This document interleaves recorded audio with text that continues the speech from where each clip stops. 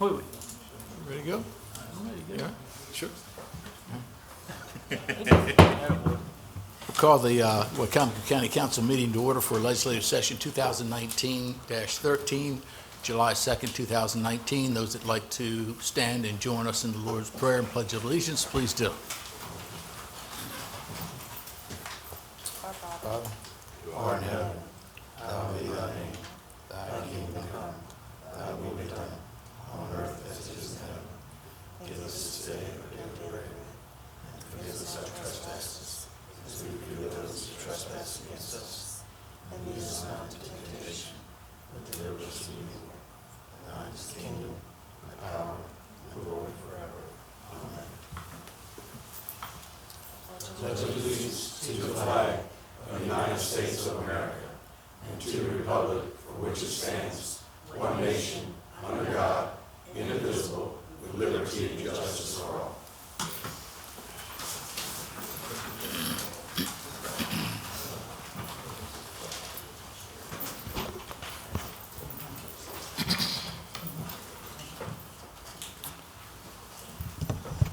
First item on the agenda, entertain a motion from council to approve the legislative minutes from June 18th, 2019. So moved. Second? Second. Any corrections or discussion?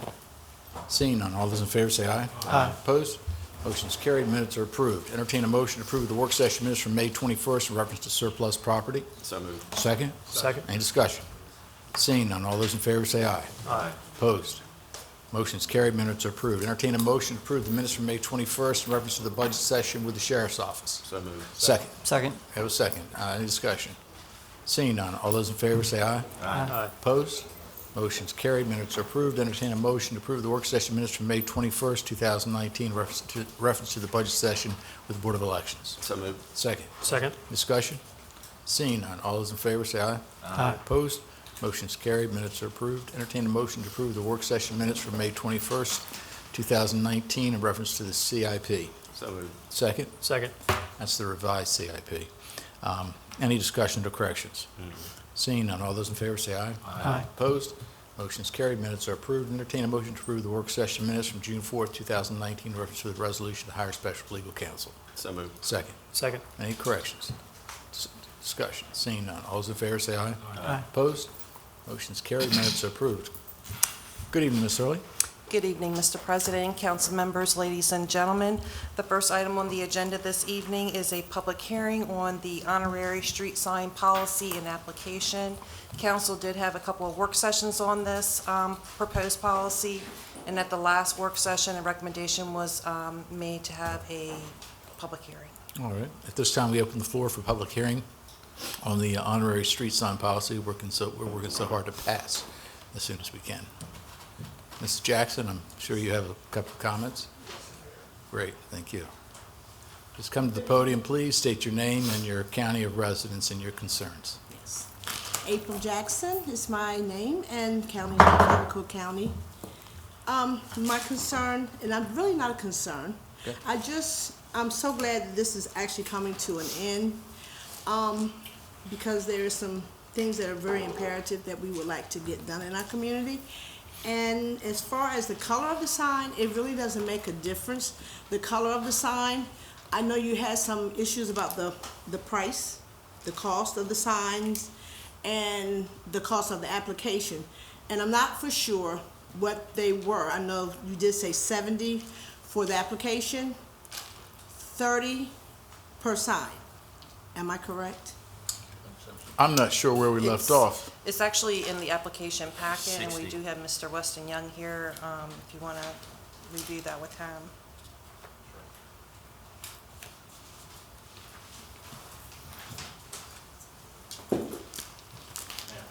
Thank you.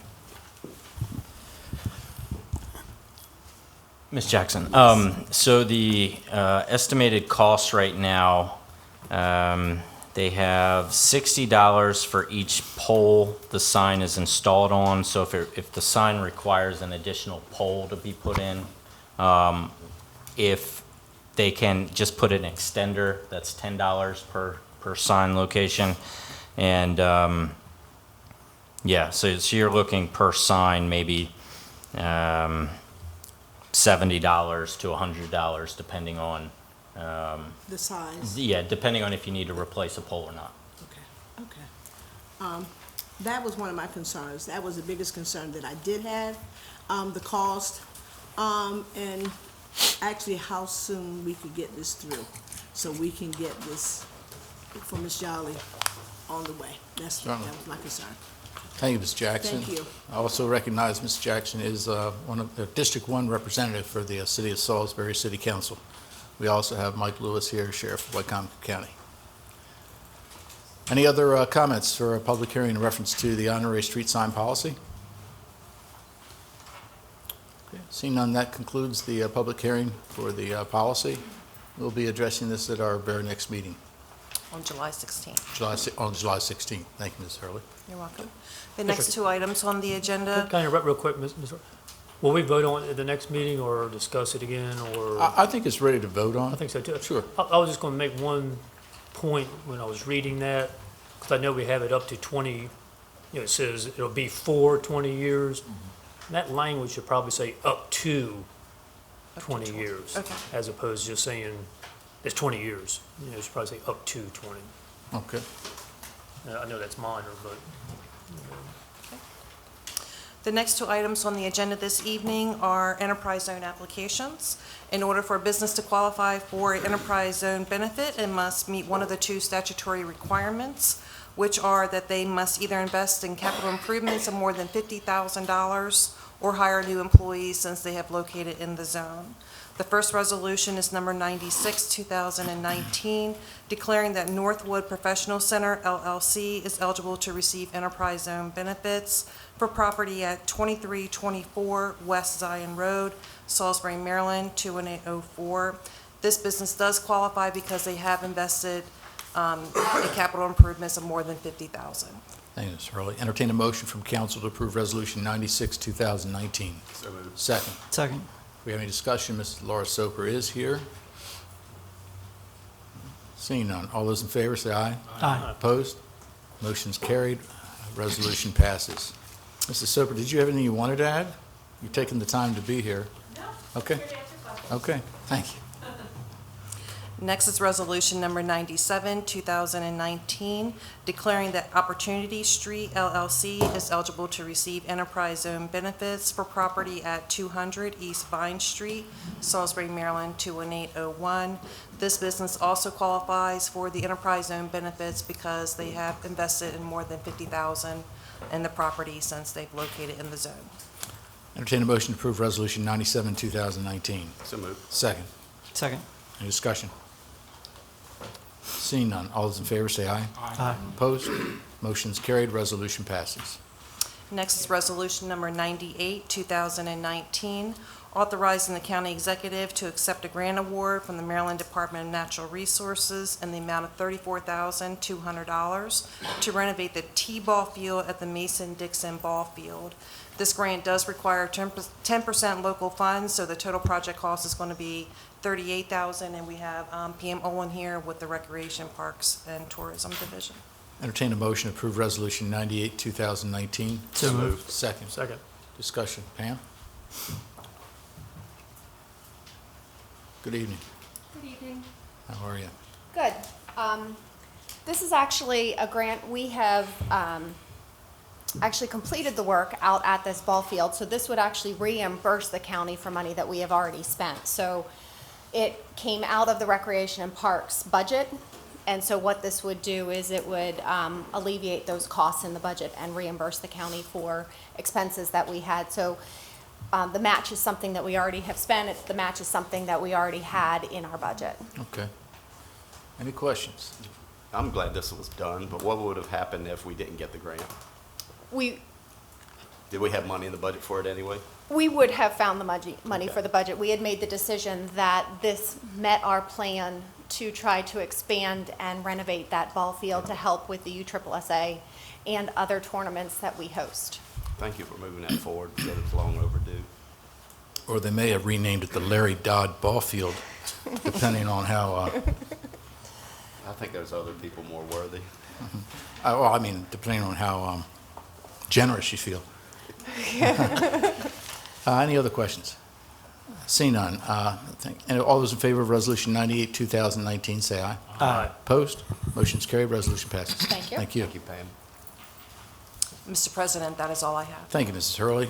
Good evening, Mr. Roser, how are you? Good evening, Mr. President. Fine, thank you. I'd like to call your attention to Resolution 99, 2019, concerning the annual audit plan. Entertain a motion from council to approve Resolution 99, 2019. So moved. Second, Second? discussion. Mr. Roser? If I may, yes. Thank you. Each year, this office is required to present an audit plan, and this plan is based on several criteria, including audits recommended based on risk assessment, selected audits recommended by interviewees during our annual risk assessment, cooperation with external auditors for mutually beneficial projects, and based on observations, perceptions, and other qualitative criteria gathered over the past few years. The plan includes 5 operational projects, 3 performance projects, and 2 other projects. This and all audit plans represent a roadmap. Other priorities of greater concern to the county will come to the forefront and during the year and may subordinate the plan, and as such, there is no guarantee that we can complete all the audits listed here. But be assured, however, that every attempt will be made to complete the program. The committee and the auditors wish to thank the council for consideration of our annual audit plan. Look forward to working with management in this effort to improve the efficiency and effectiveness of county government. Respectively submitted, Steve Roser, CPA, and I'll be happy to answer any questions you might have. Any questions from council? The other thing I have, I guess, is that these particular projects don't necessarily have to be in the chronological order that they're listed here, I'm assuming. No, sir, we looked at the ordering of the projects. I can get that for you, if you'd like. Okay. Yeah, that'd be good.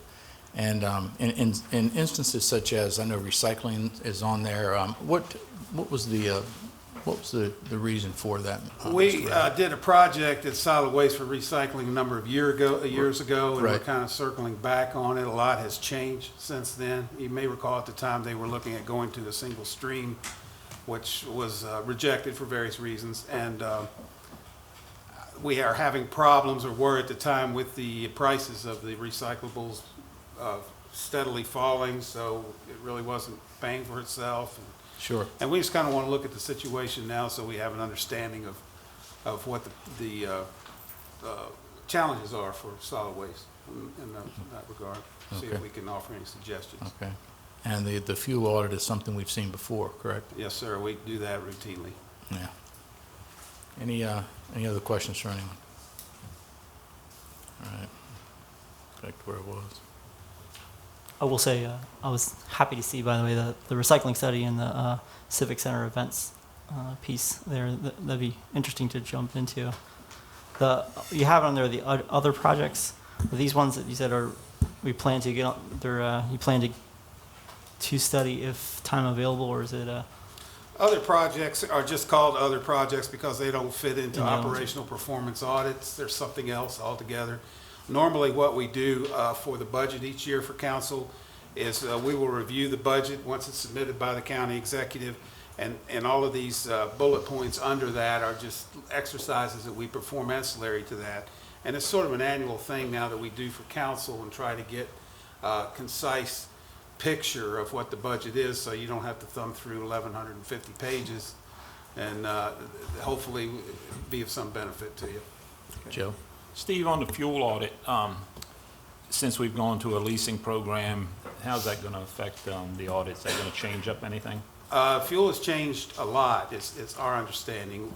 We have gone to a program called WEX, W-E-X, which is ancillary and attached to the leases on the vehicles that we're currently undertaking.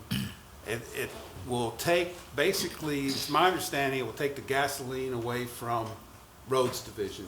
In other words, Roads Division eventually, and Dallas can correct me on this, will be out of the gasoline business, and we will be purchasing gasoline on the open market. What the auditors are interested in looking at are the internal controls on the new system. We know what the controls were on the old system, but we want to make sure that we have good mapping and good understanding of the internal controls on the new system. No idea what they are right now. We're simply waiting for the system to generate enough data so that we can audit it. Any other questions? Yes, last time we talked about recycling, I think Mr. Young said the county was at 35%. I'd like to see the county maintain that or even do better than that, but Any other questions? All those in favor of Resolution 99, 2019, say aye. Aye. Opposed? Motion's carried, resolution passes. Thank you. One more for you. I would like to call your attention to Resolution 100, 2019, concerning auditor independence. Entertain a motion from council to approve Resolution 100, So moved. 2019. So Got a moved. motion, second. Second? Discussion. Mr. That was Rosa, a short thank you. presentation. The Institute of Internal Auditors, our governing body, publishes the International Professional Practices Framework. It comprises the standards for internal auditing and attributes standard 1110 entitled Organizational Independence states the chief audit executive must confirm to the board at least annually the organizational independence of the internal audit activity. In Wicomico County, the equivalent of the board of directors is the county council.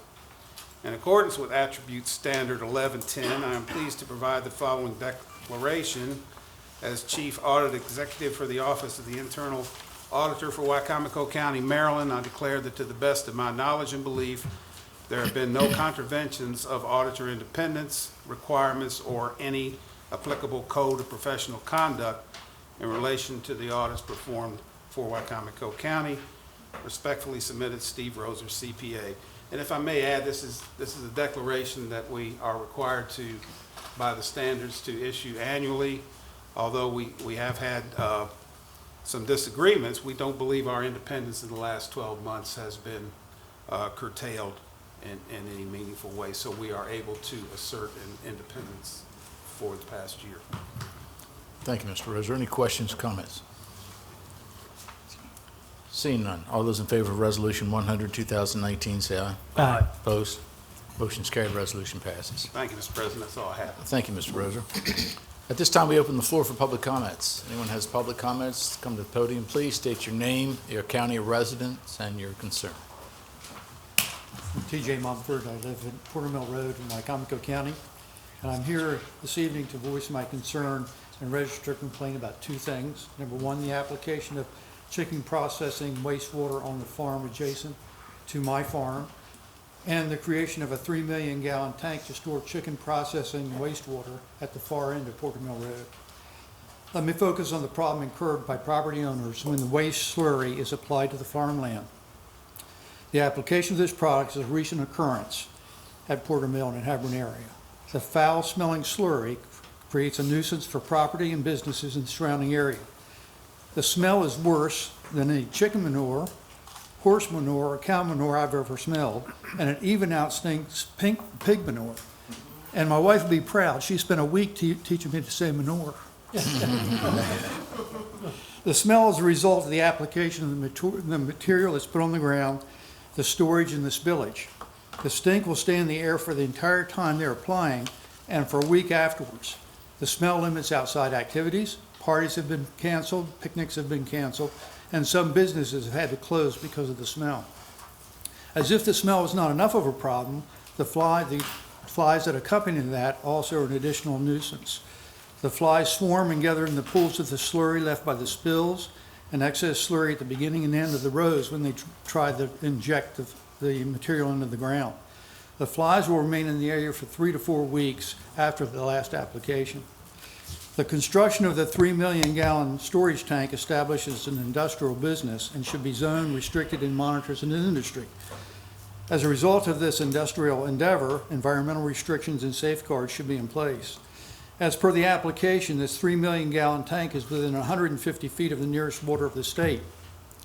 I do not see any precautions in the event the tank would rupture or leak, or an alarm system to alert the owner if there was a problem, or Wastico Creek and Nanticoke could be impacted. We've attempted to settle this problem by contacting the farmer, the property owner, the tanking company that transports the material. We've also contacted the health department Hebron Town officials, Maryland Department of Agriculture, Wicomico County officials, and the Wicomico County Planning and Zoning. Most recently, I've had several conversations with Keith Hall with Wicomico County Planning and the Department of Agriculture, Julianne Oberg, Deputy Secretary, and Hans Smith. All have been sympathetic, but indicate it is not their responsibility nor do they have the authority to intervene. The Department of Agriculture suggests that there are procedures and additives that could remediate the problem. An enzyme could be added to the product that would reduce the smell. Insecticides have been used to limit the flies, and disking the field before and after the application can help it absorb. Hans Smith, the Maryland Department of Agriculture, said that they can ask the farmer to be a good neighbor and use these techniques, but they cannot require it. The Department of Agriculture monitors the nutrient plan for compliance, but when asked whether they follow up with the Valley Protein to see if those the logs are in the same verified the accuracy of those deliveries, they do not. A few meetings ago, Wayne Strasberg, Director Administrator of the Wicomico County, stated before this council that the smell is terrible and something should be done. No one seems to have an answer. No one seems to feel that they have the authority to create a solution. My wife and I have registered a formal complaint with Keith Hall under the Charter and Code of the County, Chapter 186, Right to Farm. And under this provision, we hope that this complaint of nuisance will be referred to the Wicomico County Reconciliation Committee for resolution. I understand it's only met once in the past. We are here tonight to renew our request for a solution or a direction in which to go. We appreciate that. My wife has similar opinions, but not exactly my opinions. So I'd like to submit hers if I could. Unfortunately, I only have one copy, if that's okay. It's fine. And If who you do I want to give give it to it? Ms. Hurley? Thank you. Great. Thank you. Thank you, Mr. Mumford.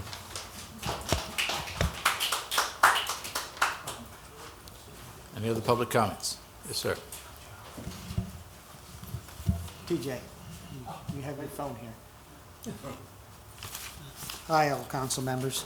My name is Jeff Kiley. I live in Chapel Branch, which is the development over by where TJ lives, and I'm the president of the HOA, and I'll try to keep this short because he covered most of it. Some of the people we've contacted was Larry Lembeck. He's a entomologist for Wicomico County Mosquito Control for trying to identify the flies that we have, and they said it was no direct flies, the normal type of flies, it was some other type of fly. Denali Water Systems out of Arizona was their corporate headquarters, and they're the ones that place the sludge on the fields.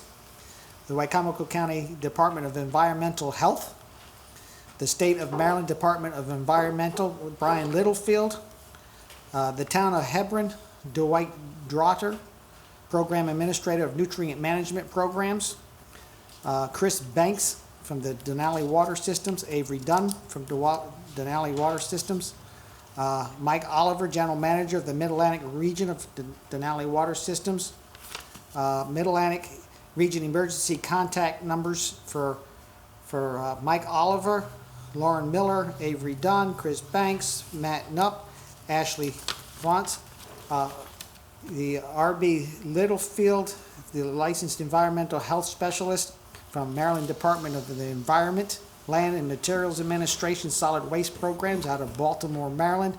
Brian, don't know how to spell his pronounce his last name, but he's Chief Compliance Division of Solid Waste and Land Materials Administration for the Department of the Environment from Maryland, and also Bob Culver. I have several letters. I was given a short notice to come here to this meeting, 2 days ago?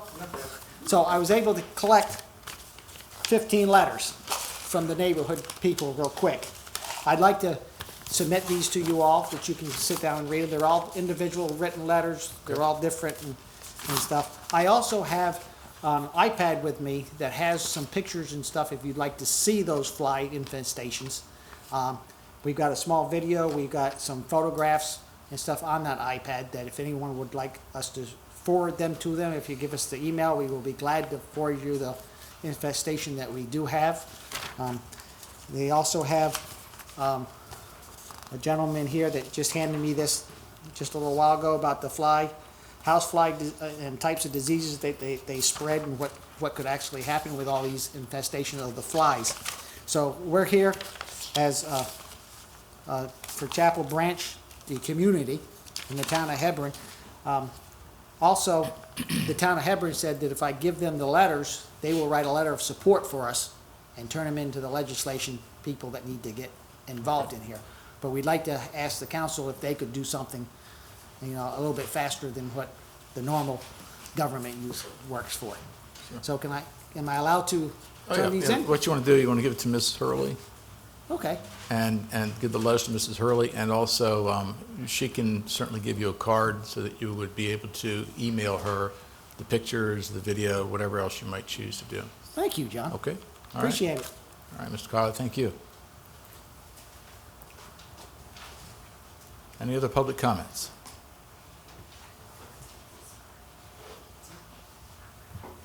Seeing none, that concludes the public hearing for tonight. John, can I make a couple comments about this issue? Yes, The, well, we're going to council comments anyway, so. yeah, I'll do it during that. Yeah. Yep. That concludes public comments for the evening. Council comments. Mr. McCain, do you have anything you'd like to add? Sure. Thank you, Mr. Cannon. To address a couple of these concerns, in fact, ironically, across from where I live, they spread this on the field. They've been doing it this past week. And, they pump it into the tanks, and the tank that they pull behind the tractor has a chisel disc that chisels it into the soil. But one of the things that I'm curious about, Weston, I don't know if you know anything about this or not, is number one, what controls just the fact that they can just use this as a disposal site? Because that's what they do. The field across from where I live, there's never been a crop harvested. Essentially, which gets me curious. It appears to me it's simply a disposal site. Because they got to dispose of this. So, they put it in the field, because here it is, they're putting it in now when we're early July, and there's no, like I said, they haven't planted yet. So obviously you're at the end of the planting season, and I have known a couple years where they've actually planted soybeans, but they didn't harvest them because they didn't plant them until the end of July. It was almost August. So I'm curious about, what control mechanisms are there for where they can dispose of the product and when they dispose of the product, and how often. How often can they dispose it of? Because I guess one big concern I have with this issue is, what prevents them from simply using ag fields as nothing more than a disposal site? Because they got to get the stuff out of the tank, and that I think that's certainly a concern, and so I just want to sort of express that, and I'd still like for us to get a work session here with Laurie Carter, and from a long-term perspective, this also needs to be part of a bigger discussion about our land use policies in our ag district. Chip? I'm not sure about your, why they can use it just as a disposal, but I think it's, the state regulates when they can apply it. Because I know chicken manure is regulated that way. Yeah, They can only apply that certain times a year. I've noticed it's always been this exact same time. That's the routine. Yeah. Because I've lived there 6 years or so, and every year, it's usually this time of the year they apply it. I think it would be better in the wintertime when people weren't outside or. Well, it's not real pleasant this time of the year when they apply it. Yeah, that's Sure for it's sure. not. The only thing I have is the Willards East Side Chamber of Commerce will have a fireworks display tomorrow night at 9 o'clock, and the festivities start at about 5 o'clock. If anybody wants to go down and check it out, it's didn't make the paper, so I was called today and asked if I would bring that up tonight. So they usually have a real nice crowd, and they have 2 or 3 hours of festivities before the fireworks goes off. So anybody wants to go down, they're welcome. It's all free of charge. Thank you, Joe. Any other counts? Yes, Ernie? I'd like to commend Joshua Copeland. He's a member of our community. He participated on a show that comes on called Sunday Best. They're singing. It was 20 contestants, and he was one of the ones that made it to the next round. I'd like to congratulate him. That's great. Any other comments? Josh? I'll just throw out there, of course, Red, White, and Boom. I believe that is it? I believe it's held. Let me double check on it. But is that actual 4th of July night at the? You can view it from the Civic Center, or the, and then also more for the first time in a while, I'm not going to the Allen parade that they normally have. Their 4th of July parade. If you haven't been out, is always a wonderful event. So if you're looking for something to do in the daytime, that's a great one to do. So I just want to wish everybody a wonderful 4th of July. Thank you. And President's comments, I would say the same thing. Would wish everybody a happy July 4th, since that is coming pretty soon here. It's just right around the corner.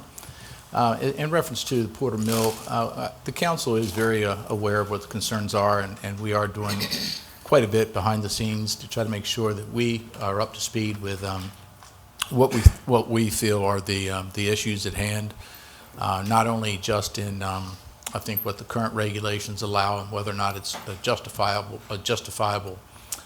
project, but also considering where we do need to go from here, such as what Councilman McCain suggested. So we'll be addressing this. I would plan to have this on the agenda at our next county council meeting. At that time, it would give us a chance to sort of talk with Mrs. Carter and find out exactly what her take is on this and what our options might be. I think you made an interesting point, Bill, because, and Joe to a certain extent, I don't know if they're just putting it on a field and it's not a farm. I would doubt there's any type of phosphorus management tool regulations. It would bring up an interesting point as to what control measures are in place on a statewide as a whole. So I think there will be a lot to come from this as far as what we need to do, and we'll certainly we're keeping this top of the mind to make sure we address those concerns and to see what we can do. That being said, I would like to entertain a motion to adjourn so that we can go into open work session. So moved. Hang on a second, because I have to read it. To adjourn from legislative session to go into open work session, followed by closed work session pursuant to the general provisions, Article Section 3-305B1 and 7, as follows. Mrs. Hurley writes this for me. I have to. I'm mandated to read it.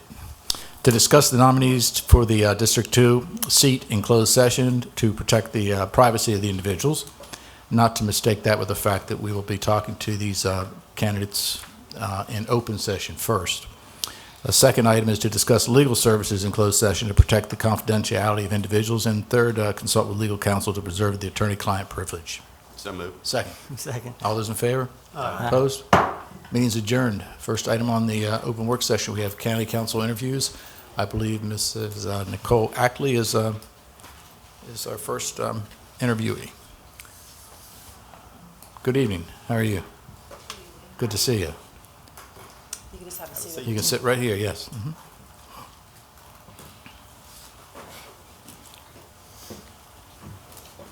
Not going to shake anyone's hand. I have a little bit of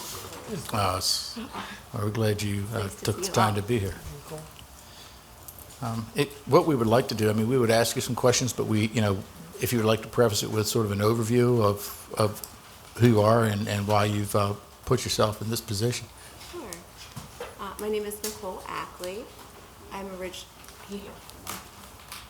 There you go. Yeah. Is that better? Yep, that's good. Thanks. My name is Nicole Ackley.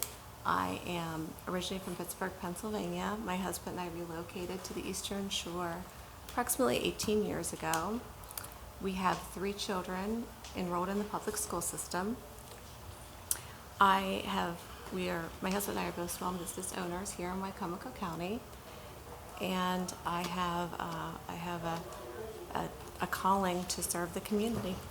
Sorry, we have It's okay. noise out there.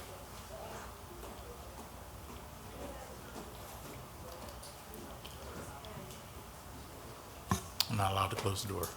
Okay. Not allowed to close the door. Oh, okay.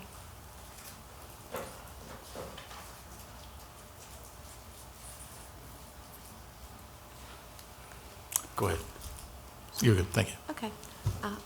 I'm involved in several service organizations on the local and state level. Locally, I serve on Salisbury's Promise Committee. I'm a volunteer with the Salisbury Youth Advisory Council. I am also on the Habitat for Humanity Executive Board. I've been volunteering with them for 6 years, and for the past 2 years, I've been the vice president. On the state level, I serve on the Maryland Coalition of Gifted and Talented Educators and Parents, and I've recently been appointed by Governor Hogan as, excuse me, for the Department of Disabilities Assistive Loan Technology Program. Okay. Questions, Josh? Yeah, thank you for being here, by the way. So we've put together a bunch of questions. They're not in any particular order. We'll probably do like we did last time and go through and ask them. So starting off, how is it that you would bring a more diverse or unique perspective to the council, to this body? This seems to be a very cohesive council that works. If you could speak into the mic. I keep doing that, sorry. It's okay. This seems to be a very cohesive council that works well together. As a mother and as a small business owner, I would hope to contribute those learning experiences that I've had over the time living here in Wicomico County. Okay. Larry? Yes. What can the council do to be more meaningful to the broader public, and what would be your top priorities as a council member? That's a tough one. That is. Well, my top priorities would first be, and this is not in any specific order, but it would be first education, offering quality education in a safe environment for children to learn and teachers to teach and parents to become involved. I think that is key in the second initiative, which would be economic growth of this county. That's very important for the long term of what we see in the future of Wicomico County. And then finally, or lastly, is the environment. Currently in my district, failing sewage is a problem throughout the district, and the amount of rainfall, maintaining the health of the river would be the three that I have. Good. Okay, all right. Bill? Sure. How are you, Nicole? I'm good, how are you? Very good. The question that I have is, how have you shown yourself to be an independent, nonpartisan, fact-based decision maker and leader within our community? I think on two levels. Within the county, serving on the board for Habitat for Humanity, we accept applicants and we need to make a decision based on if these applicants are ready to receive a hand up, not a handout. Mm-hmm. It is completely fact-based with a credit report, references, and interview with the family. So I think that is a very, very much of a fact-based decision. With the governor's appointment, I receive similar information, making decisions on counties on what county will be allotted the money for assistive technology, simply looking at their numbers, their need, and their population. Thank you. I think I got the hardest question of them all. What is your permanent address? What is my primary address? It's in my district. Do I have to? Oh, yeah, we can skip that because I don't think everybody wants to publicly announce their full address to the public. Maybe a better question is, you do live in the district. I do, yes. I live in the first home that my husband and I purchased here. Right. 18 years ago. Okay. Thank you. Yeah. Joe? Oh, okay. What is your position on zoning versus property rights?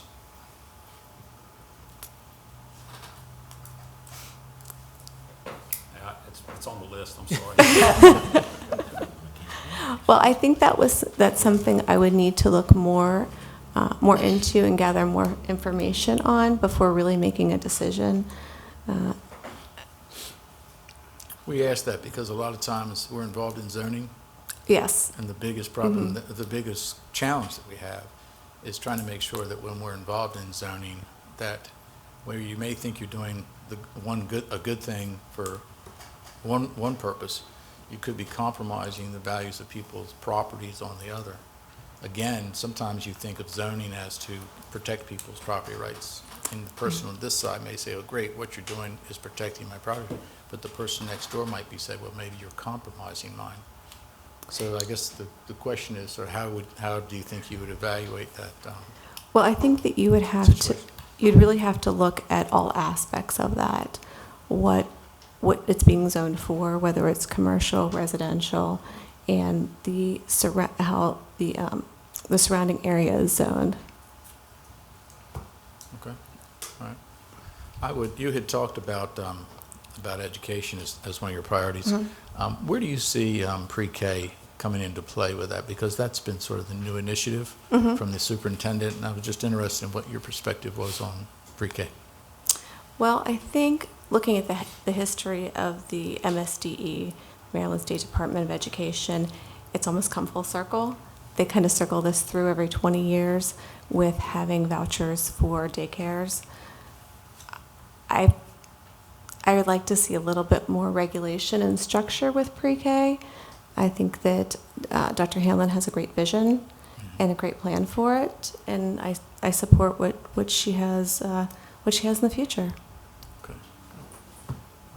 Josh, you want to? Yeah, our next question was, it's written as, please explain the difference between the executive and legislative branches of government, but maybe if you'd like to articulate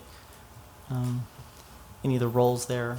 We've been, as an organization, we used to be didn't have a county executive, and now we did, and that's, we're still trying to figure out 18 years, how many years have we now been in the system? Still trying to figure out our roles. So I don't know if you want to mention anything about. 13, I think, 13. Yeah, you can help us figure it out. Yeah. Okay, well, you know what? We'll put you in charge of that committee. Well, I have to say, I thought I had it figured out up until 2 days ago. So, what my previous perception is that the county executive would oversee the day-to-day operations, whereas the county council was the checks and balances for that. I have some concerns, and I shouldn't say concerns, but questions around the decision with moving forward for the bond and the legal counsel around that. I was under the impression it was a very specific type of legal counsel, not a general counsel. So, like I said, up until about 2 days ago, I thought I kind of had it figured out too. So it sounds as though the current council is working cohesively together to make that clear. We went to an executive form of government in 2013, or 2006, so it's been 13 years. But it's confusing to a lot of people. So, why do you want to be on the county council, and do you have an agenda that you may want to share with us? I've always felt, I felt that with my children, they were fortunate to have parents who could advocate for them, and with my business, being able to advocate for other females in the industry. And when you have a privilege, you need to do something with that privilege or it's wasted. And I feel like I could contribute some diversity and a different point of view in bringing a voice to those who don't have one. Okay. Anything else, anybody? Joe? I got about three others. What's your opinion of the revenue cap? Here's your mic, Joe. Sorry, what's your opinion of the revenue cap? The revenue cap, it was put into place almost 20 years ago, over 20 years ago. And without really looking at specific numbers, it seems like that is a gauge on how to raise taxes within reason. You'll be representing a district, and district council people kind of have a little different, not quite a different role than at-large council people. Can you list 3 of the most pressing issues in your district? I would say the first would be education. I am probably one of the last, or my family is one of the last people to have their children in public education. Most have pulled out and gone to private schools. And that saddens me because I am a strong believer in public education. I think Dr. Hanlon has a good plan moving forward, and I want to support that. But I think we need to re-engage those parents. Okay. Any other 2 more? Any other issues that you can think of that's taking place in District 2 that's a concern with the citizens? I definitely think I think that the most recent issue with not having the funding to build the school, I think that the last homeowners association meeting I went to, that was a topic, and the failing septic systems, because that is pretty prevalent in our district, and from what I read when looking over the strategic plan for the county, that's something that's already on alert. Okay. The only other one, can you list the Wicomico County schools that are in your district? The Wicomico County schools in my district? Yes. Which schools are in your district? It is West Side, Intermediate and Primary, Salisbury Middle. If you're in District 2. But if you're in the magnet program, it would be North Salisbury. If you're not, it would be Pemberton. No, I'm talking about physically in your district. Oh, physically in my district. Salisbury Middle School and Bennett High. Mardella's a high school and junior high. Okay. All right. That's everything. Thank you. Just tough. Josh? Just one other question. You look like you own 2 businesses, and you're active on multiple boards, and active with your family. Do you have the time commitment to serve? Do you feel like you can? I mean, I'm assuming yes, since you've put your name forward. But if there's anything you want to elaborate as far as your ability to serve, to do this job, if you were to be chosen. Sure. I'm fortunate. All of my businesses have been very successful here in the county. I really don't oversee the day-to-day operations. I check in monthly for strategic planning, for profit and loss, accountability charts, but I have a very good management team. Anyone else? Yeah, District 2 is a large district geographically, and Councilman Kilmer was quite busy. Seems like he received more phone calls than we did. So kind of the same question that Josh was asking about the time. Do you know what we do other than meeting twice a month on PAC 14?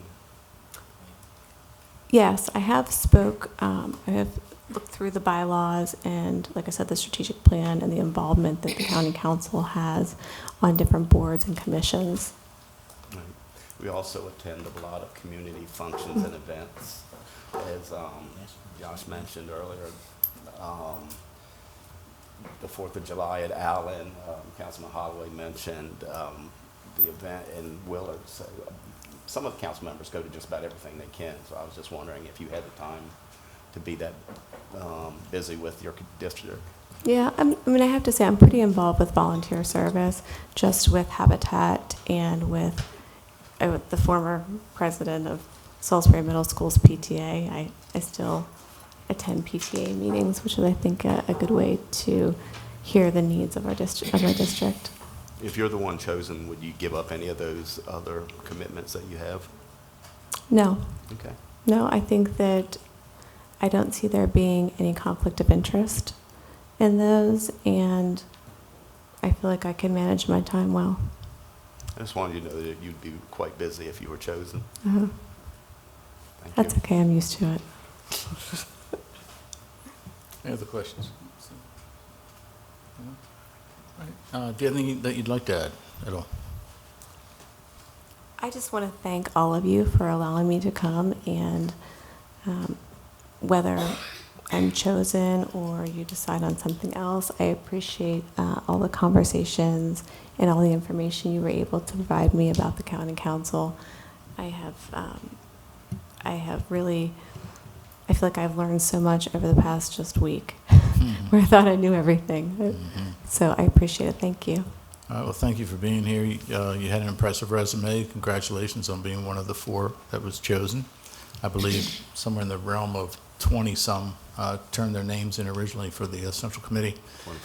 25. So it's a pleasure having you here, and the best of luck with everything. And we appreciate you coming, even though you're a bit under the weather. Thank you. Yeah, thank you. Thank you, Nicole. Thank you. Thanks for the water, too. You can keep it. Yeah.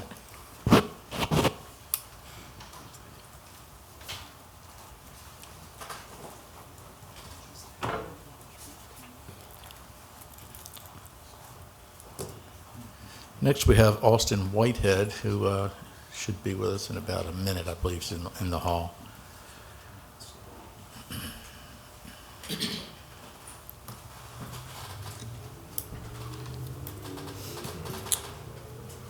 The council will be most likely making a decision on this matter at our July 16th meeting, just so that you're aware. Okay?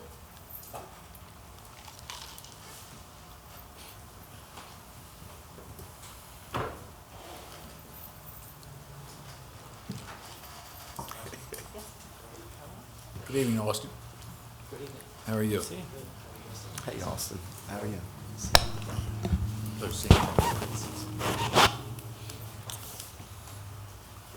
Austin, how you doing? You have 3 seats. Take whichever one you like. Thank you for having me. Good evening. Appreciate you taking the time to be here. Yes, sir. We'd like to just open up, with you being, making statement, whatever is you'd like to just introduce yourself to council and to, give us a brief overview of who you are and your purpose. Yeah.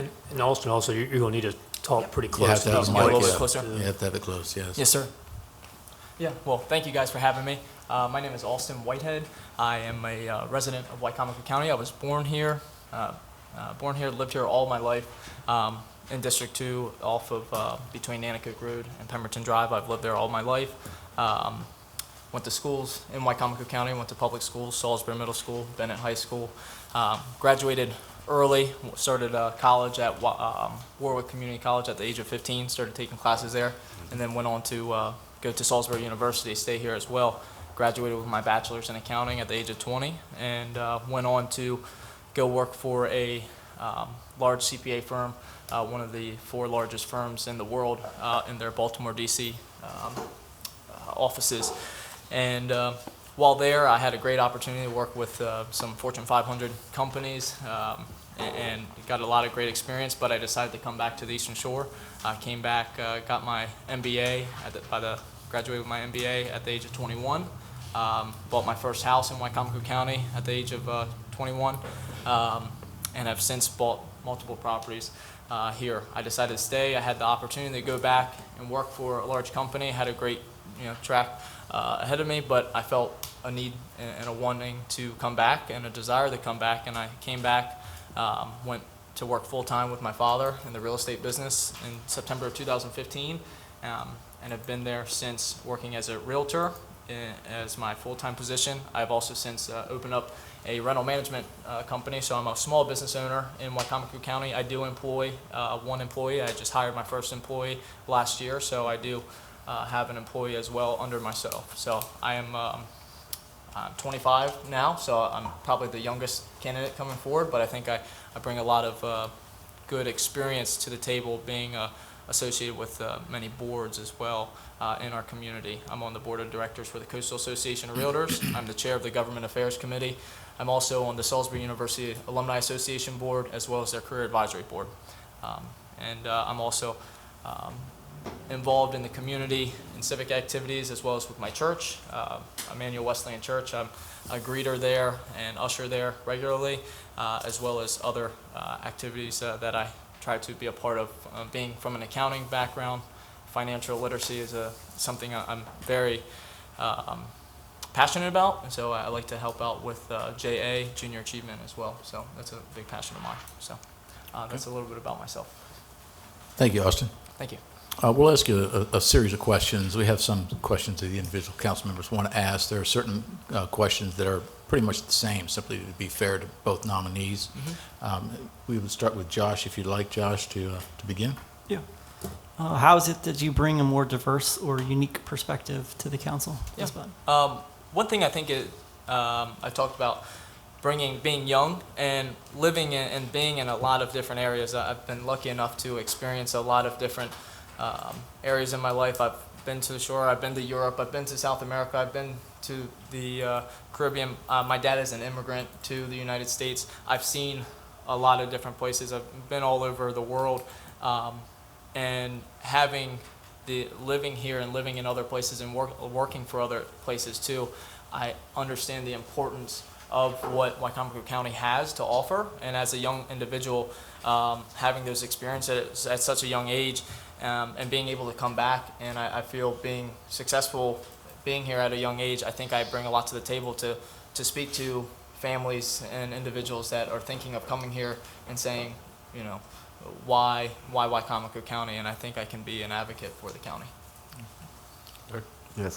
What can the county council do to be more meaningful to the broader public, and what would be your top priorities? Yeah. So one thing, I think priorities, speaking on priorities, and one thing that I think the county council can do would be to position itself and brand itself better.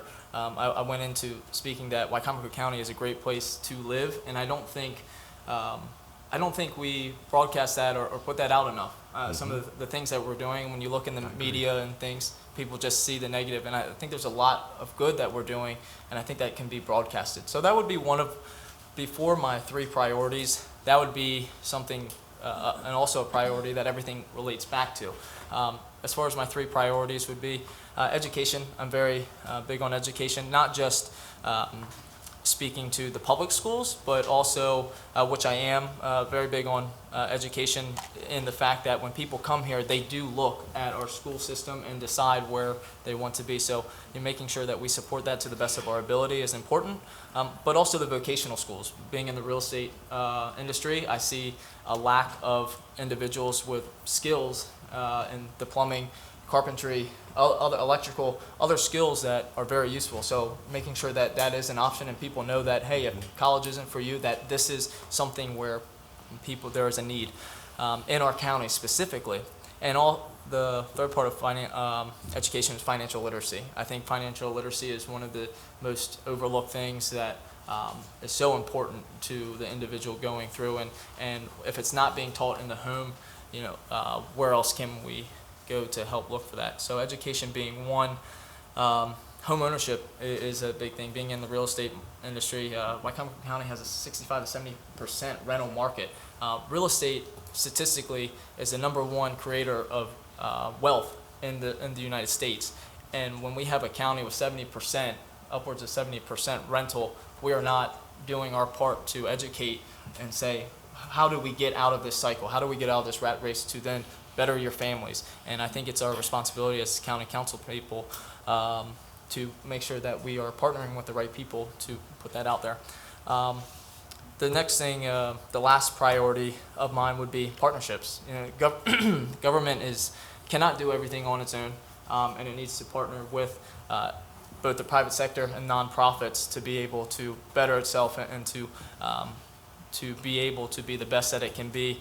Partnering with institutions like Salisbury University. I think the only time people are going to come to Wicomico County is if they're from here, born here, come here for work, or have spent some time here. And spending some time here significantly at Salisbury University for the 5 years or more, depending on the degrees that they're going after, is a huge opportunity for the county to embrace these people, to say, hey, this is a place where you can live. So I think that's a huge opportunity that, partnerships where we can then grab the people that are here. Because other than that, other than those 3, there's not many other chances that we get to grab at people that could make Wicomico County home.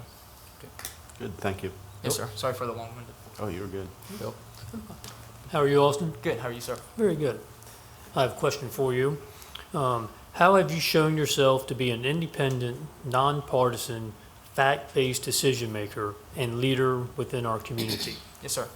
I think a couple of different ways that I've done that. One, in just my business in general, being in the real estate market, I deal with all different spectrums of individuals. Also now owning a rental management company, I don't just work with individuals that can afford housing. I work with individuals that are in rental situations, individuals that are in a situation where they need government assistance of some kind. I work with all different spectrums, and you come across all different people with my job in particular. Also being on different association boards, I spoke to the Coastal Association of Realtors. There's a lot of different viewpoints in the room when you sit down with these individuals, and coming to common ground is the best thing, and what is the best decision for the organization.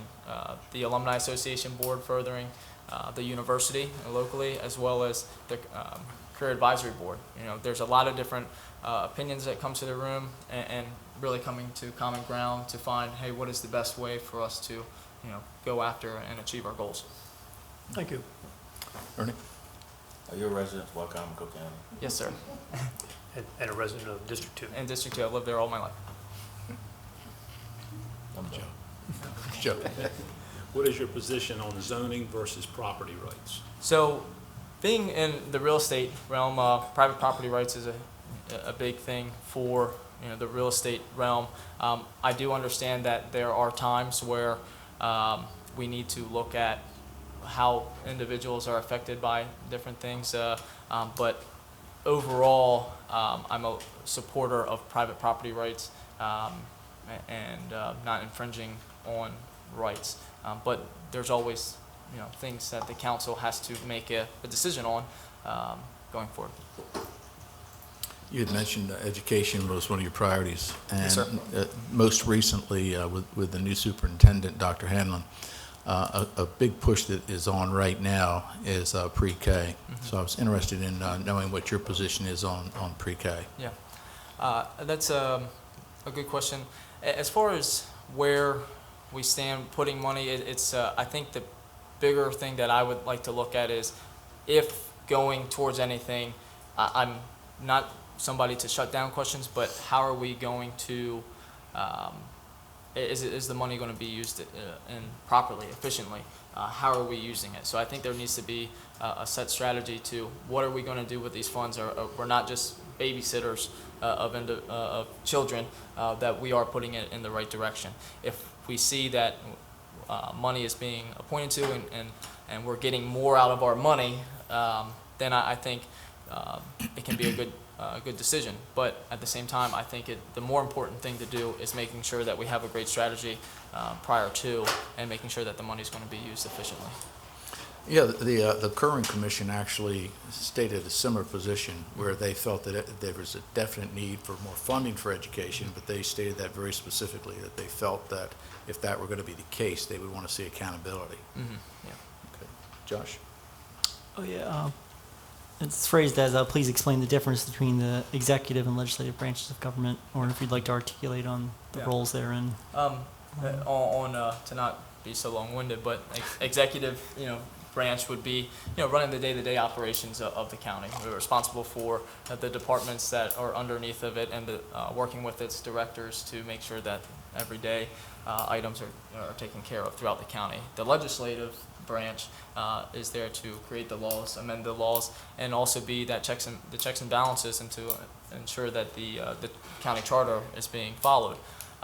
Also, the legislative branch being the direct person of contact for their constituents, to make sure that the constituents' needs are being heard and brought up, and that they are being addressed. So. Okay. Barry? Yeah, why do you want to be on the county council, and do you have an agenda that you might want to share with us?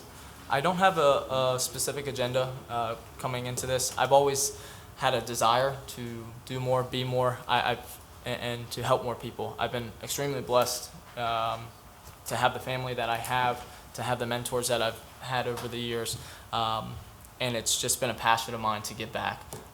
One of the greatest things I've done in my life is getting involved in financial literacy and being an ambassador to PricewaterhouseCoopers, the CPA firm that I work for, and being an ambassador to the company, teaching financial literacy to underprivileged children. It gave me the opportunity to travel to Central America to teach underprivileged children, financial literacy, and as well as, in the state of Maryland as well. So it's just giving back is just something I've had a passion for. I've been so blessed with the people that I've had in my life that's poured into me, and it's one way that I can help pour into others.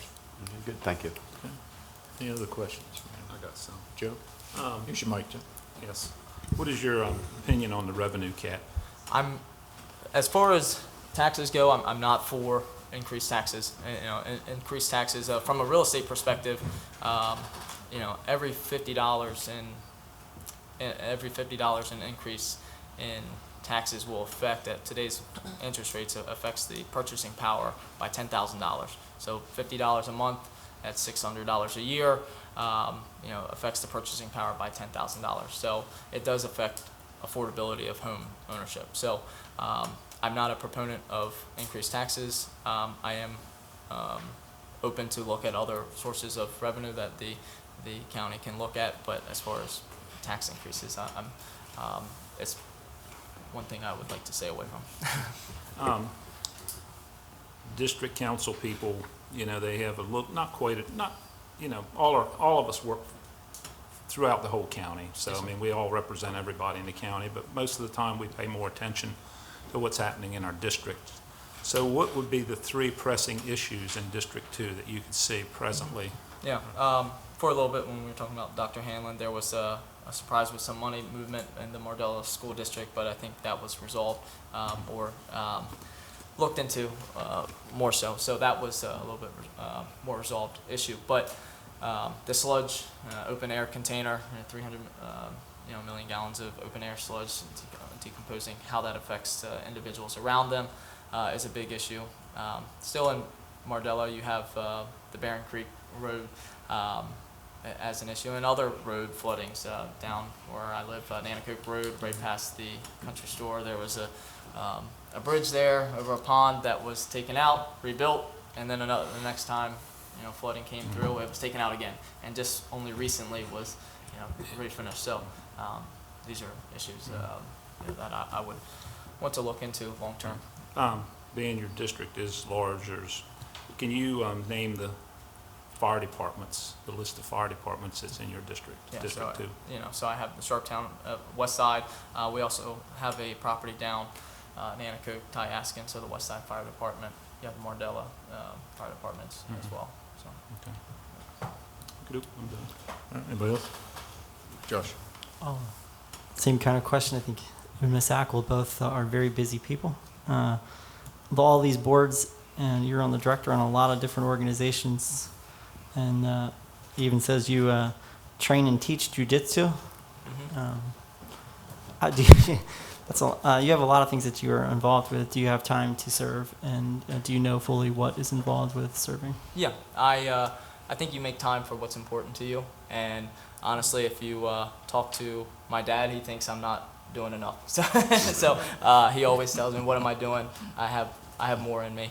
I know fully well what's involved in this. Hiring a full-time employee of my own, it's given me the opened up my capacity. So I have someone that helps me, has 12 years of experience that I've hired on to help me with the things that can bog me down. And so I can do what I do as a living is getting in front of people, talking with people, and finding out their issues. I'm entrusted with the number one or the largest purchase of their life, and so being readily available is important. Not being bogged down into the paperwork and things of that nature. So every day I strive to become more efficient with my time and to make myself more available. Yes, to tag on with Councilman Hason's question. It's busy. You've been coming around. I've seen you around. You've been coming to meetings, and I appreciate anybody who wants to get well informed. Do you know what Councilman Kilmer did in District 2 other than 10 meetings? Yeah, I mean, I would see Kilmer at multiple events, gun bashes, Mardella gun bashes, the Hebron Carnival, even though that's in District 1. But at all different events that he would be too, being in front of the people, being in front of the fire departments, going to the firehouse dinners, going down to the hardware store down in Mardella, reaching out, and everybody comes through there, finding out what the business is, and just being in touch with your constituents. Thank you. Anyone else? Awesome. We appreciate you being Thank here you guys. tonight. I really appreciate your time. Yep. Congratulations also on being one of the 4 nominees that was chosen. Thank you so much. And we appreciate you being here. July 16th is when we will make our decision at our council meeting that night, okay? Thank you so much. I appreciate you guys' time. Thank you very much. Thank you. Thank you very much. Thanks, sir. Thank you.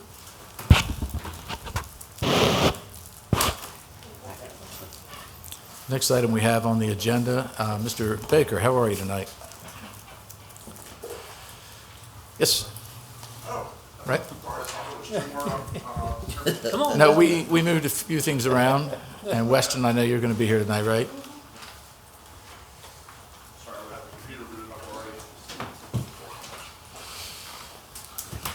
We need some IT time. Okay. Thank you all for coming tonight. Can you use VGA or do you need HDMI?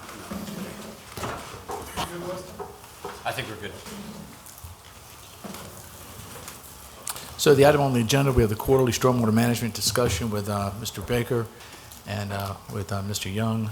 Gentlemen, you could just introduce yourselves to the public. We'd appreciate it. Sure. Weston Young, Assistant Director of Administration. Dallas Baker, Director of Public Works. Okay. Do you have everything you need? Yeah, I just need to get it booted up. Yeah. Okay.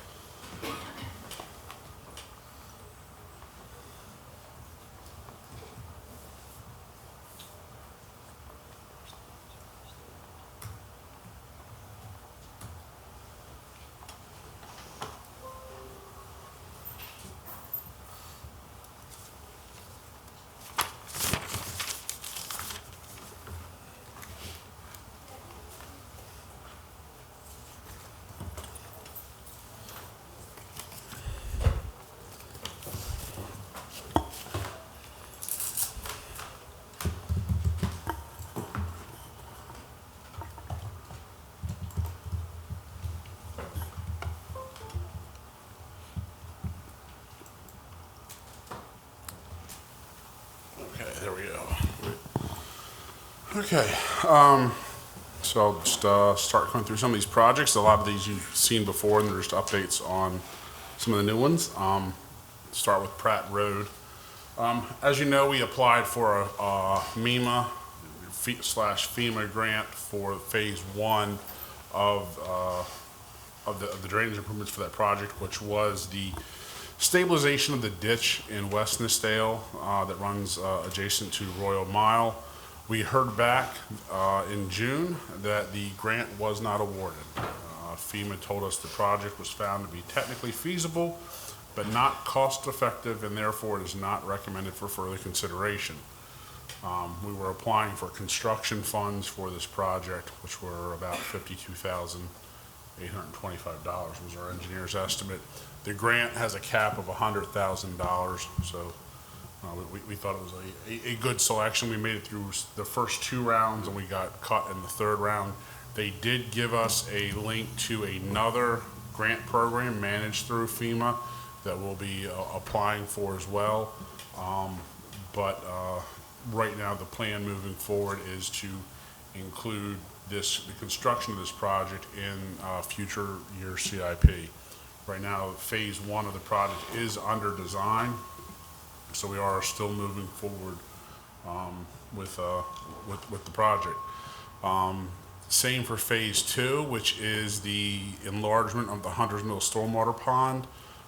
It is also under design, and we will be pursuing that for construction as a phase, or as a MS4 or NWIP project, because we'll be treating it by retrofitting the stormwater pond there with more modern stormwater practices. We can claim credit for the impervious area that's draining to it, and also make enhancements to better mitigate large storms before they pass on to Pratt Road.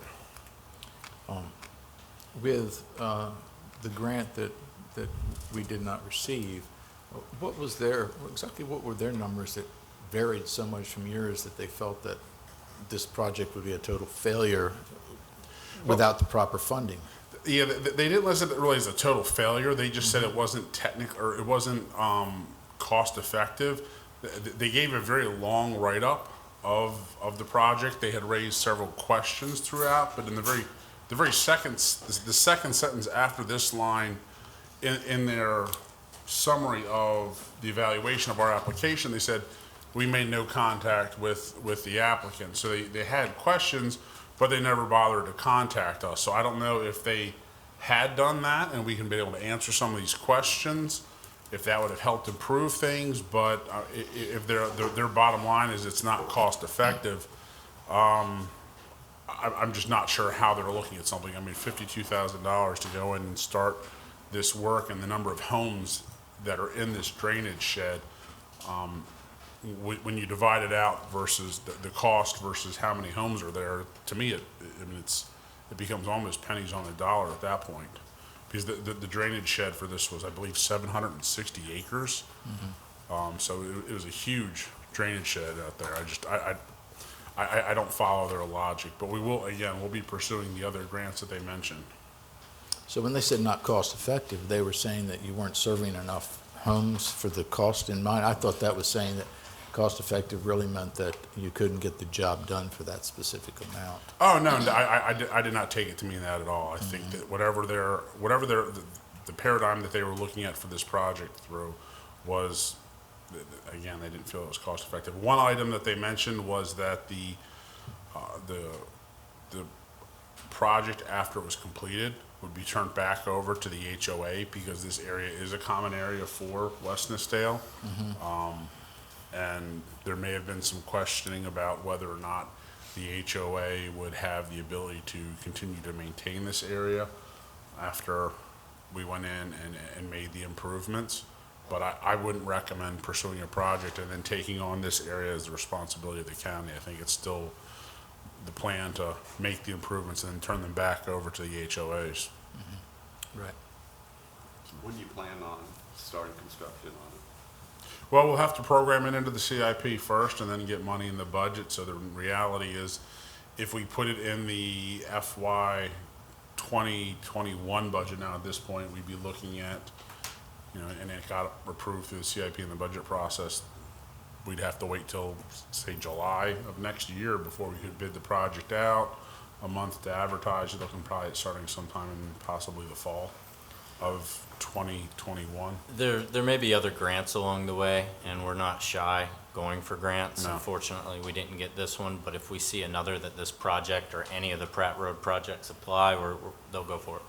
Yeah. Do you think a professional grant writer for the county would have helped? It's interesting you bring that up. For the other grant that they've mentioned, we're hiring one of the firm that did this report, DBF, to write the grant for us. Okay. And we'll certainly take all of the documentation that we got from this first offering and apply that on other projects. The nice thing about this particular grant is it's available every year. The program didn't just blink out of existence. So we'll take what we've learned and then, reapply for other projects down the road.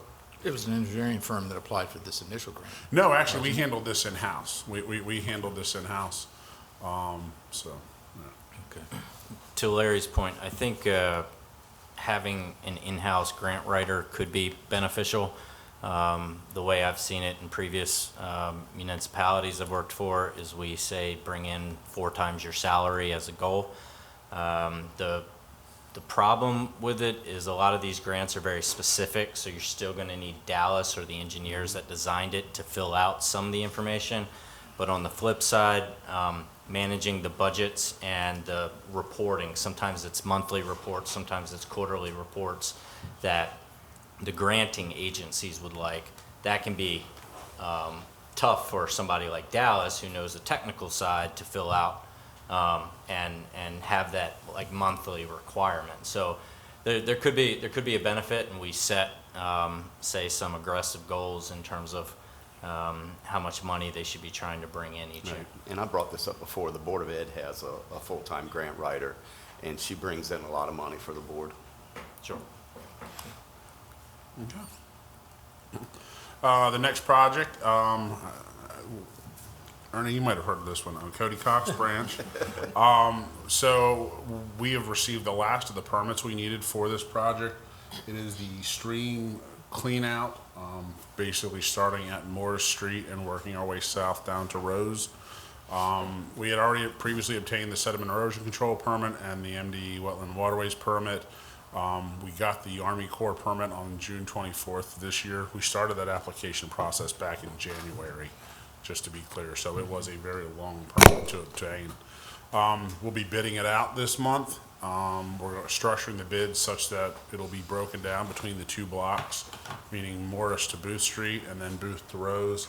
And then, hopefully we'll get bids in enough such that we can do the entire length, and if not, then we'll award one block or the other based off of the funds we have available.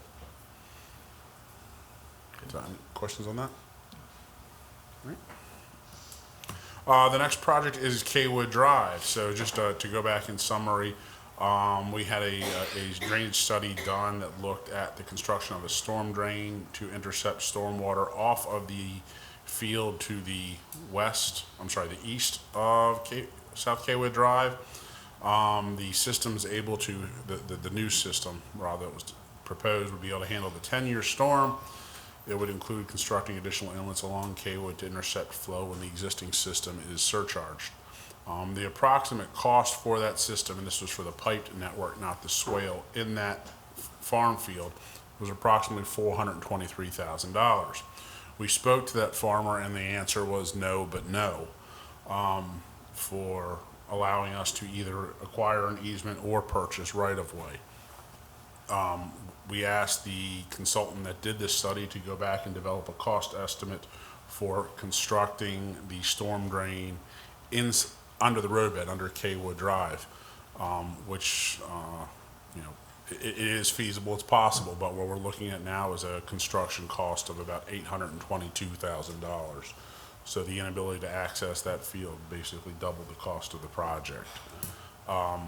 Moving forward, again, we will find a place to put this in the CIP to move it forward with the thought of putting it under the road, unless there's the will to proceed with eminent domain, which nobody likes to talk about. What would your cost be if you were able to do it on the adjacent property? Would it be? Well, that's about the $423,000. If we can put it on the farm field without it's the half. Yeah, Essentially. The pavement restoration out there is really what, and it also comes at the cost of significant interruption to the folks' lives. It is a deep storm drain out there. You're talking about deep trenching. You're going to have excavators rolling through their community. Their roads are going to be shut off. It's going to be a challenging project. Well, the flooding's affecting their lives too. Yes, and hopefully they will remember that at 8 a.m. when we start jackhammering open their road beds. You and I met with state officials out there. Is there any possibility that the state could help us with this project? Not through the state highway, because again, it's a county road. Yeah. I've not seen them contribute to a local government project that did not have a direct benefit to them.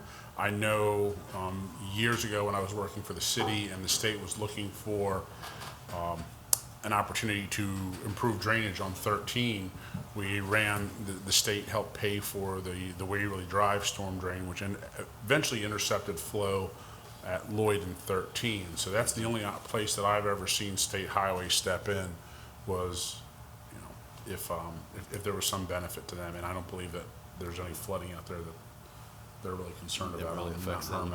Yeah. With the property owner that was not willing to cooperate, was there really some compromising issues by giving away, by giving us that lien to the property? Was that compromising his properties? No, not to my knowledge. Because I don't know mean, what would be involved in that process, whether he would be tearing up 10 acres of his land or exactly how, intrusive that process might be. It was roughly about 1.5 acres, and it was a narrow strip of where we would bury the pipe. There would be several manholes along the property edge that, you wouldn't be able to farm on, but for the majority of the project, we could go in there and in the fall, when he's not planting, to minimize crop disturbance, and then also, once the pipe's buried, you can plant on top of it. Right. So you're really only talking about directly where the manholes are at, you can't plant. And we can certainly flag those with posts, so he's aware of where those locations are, and then also wherever there's a couple inlets. I believe his resistance was due to some, there was a bad taste left in his mouth when the state highway built the bypass, and I think he was promised some things that were never followed up on, and he was just not reluctant, he was unwilling. Well, we're talking $400,000 difference. Were you asking for an easement with no payment to him, or did you make an offer? Well, at first we asked for an easement, and he wasn't interested in that. I said, well, would you be willing to sell us the property? He said, yeah, for $5 million. Okay. Yeah. That was his number, $5 million for that. But eminent domain, I mean, you have to pay them, but you have to pay them fair market value. Correct. Yeah, and again, we were And it's for looking the at public good. about 1.5 acres of space that we would need for this. It was roughly a 30-foot easement, 30-foot wide easement for the So, length. has there been a second attempt? You just dropped it, or? No, so there was actually multiple attempts before I called him.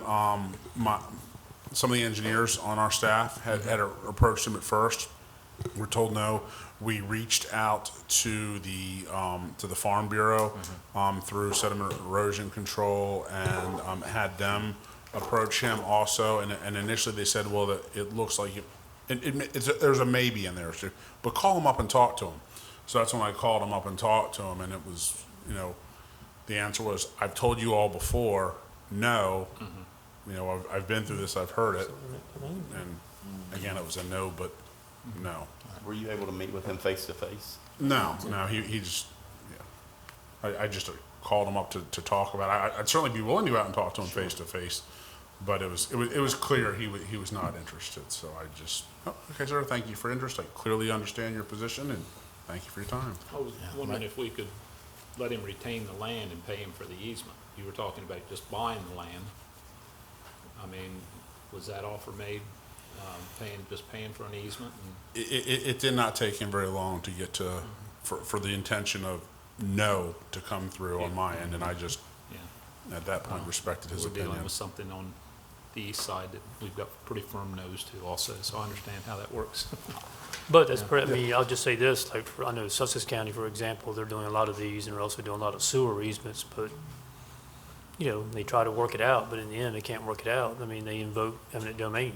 I mean, it's for the public good. I mean, that's the purpose of it. Okay. Yes. Sorry. Thank you, Good. Dallas. Okay, sorry. So the next one is something that Councilman Kilmer had mentioned, doing an engineering study on Levin to Shield Road. We've gotten a draft into that this past week. What we did was we looked at the drainage area on Levin to Shield from Nanacoke Road out to Rockawalken Road. It's a 3,700 acre drainage area with 2.46 miles of road. Less than half a mile of that has an existing ditch system. There is no defined outlet, and the road overtops in a 2-year storm. There are multiple discharge points. It's hard to see on here, but they're basically the way it works is the few places where this road does drain to basically are agricultural ditches that run perpendicular off of the road. So we did a drainage study out there to look for some solutions. Some of the recommendations were to install new roadside swales, clear existing farm ditches of vegetation, inspect and repair existing culverts, and install a new infiltration facility at Nanacoke and Levin to Shield. And that intersection in particular was picked out Because if you drive by there, you'll see a ditch at that corner. That ditch does not drain anywhere. That was put in by State Highway back several years ago as a way to help get the water off the road at that intersection, but it doesn't tie in anything. Now, I know they are doing a study to address the flooding on Nanacoke at Willow Creek. When that comes in, if they haven't looked at tying in this intersection to their drainage improvements at Willow Creek, I'll certainly ask them to do that. So there is another possibility there. But as you can see in the lower left-hand corner, the study included a proposed road cross-section with either open ditches or with a piped-in system. The picture in the middle is, again, one of the agricultural ditches that runs off the side of the road. As you can see, it's clogged up with debris, or not debris, with Who vegetation. maintains the agricultural? The farmers out there. Are they required to, or is that on their own? Well, not in terms of for road drainage, no. So it has nothing to do with tax. Well, sometimes they struggle to maintain the ditches with the environmental regulations there. Yeah. I've heard from several that they'll say the EPA, but I'm guessing it's MDE will come down on them if they dig them out too deep so there is a issue there. Yeah. So what we're doing to move forward with trying to improve the drainage is we are looking to address some of the flooding issues on 11 to Shield and Crooked Oak, and incorporating the findings of these studies with the construction of the West Side Collector. That's got an extensive drainage network and can provide a new pathway to get the water off of the surrounding areas and into that branch where they naturally want to go and just need a path to get there. So we'll be pursuing that to make these improvements. Okay. This is a field work and / engineering study. It was a drainage investigation. There's been significant flooding on Arabian Drive out there to Steeplechase. And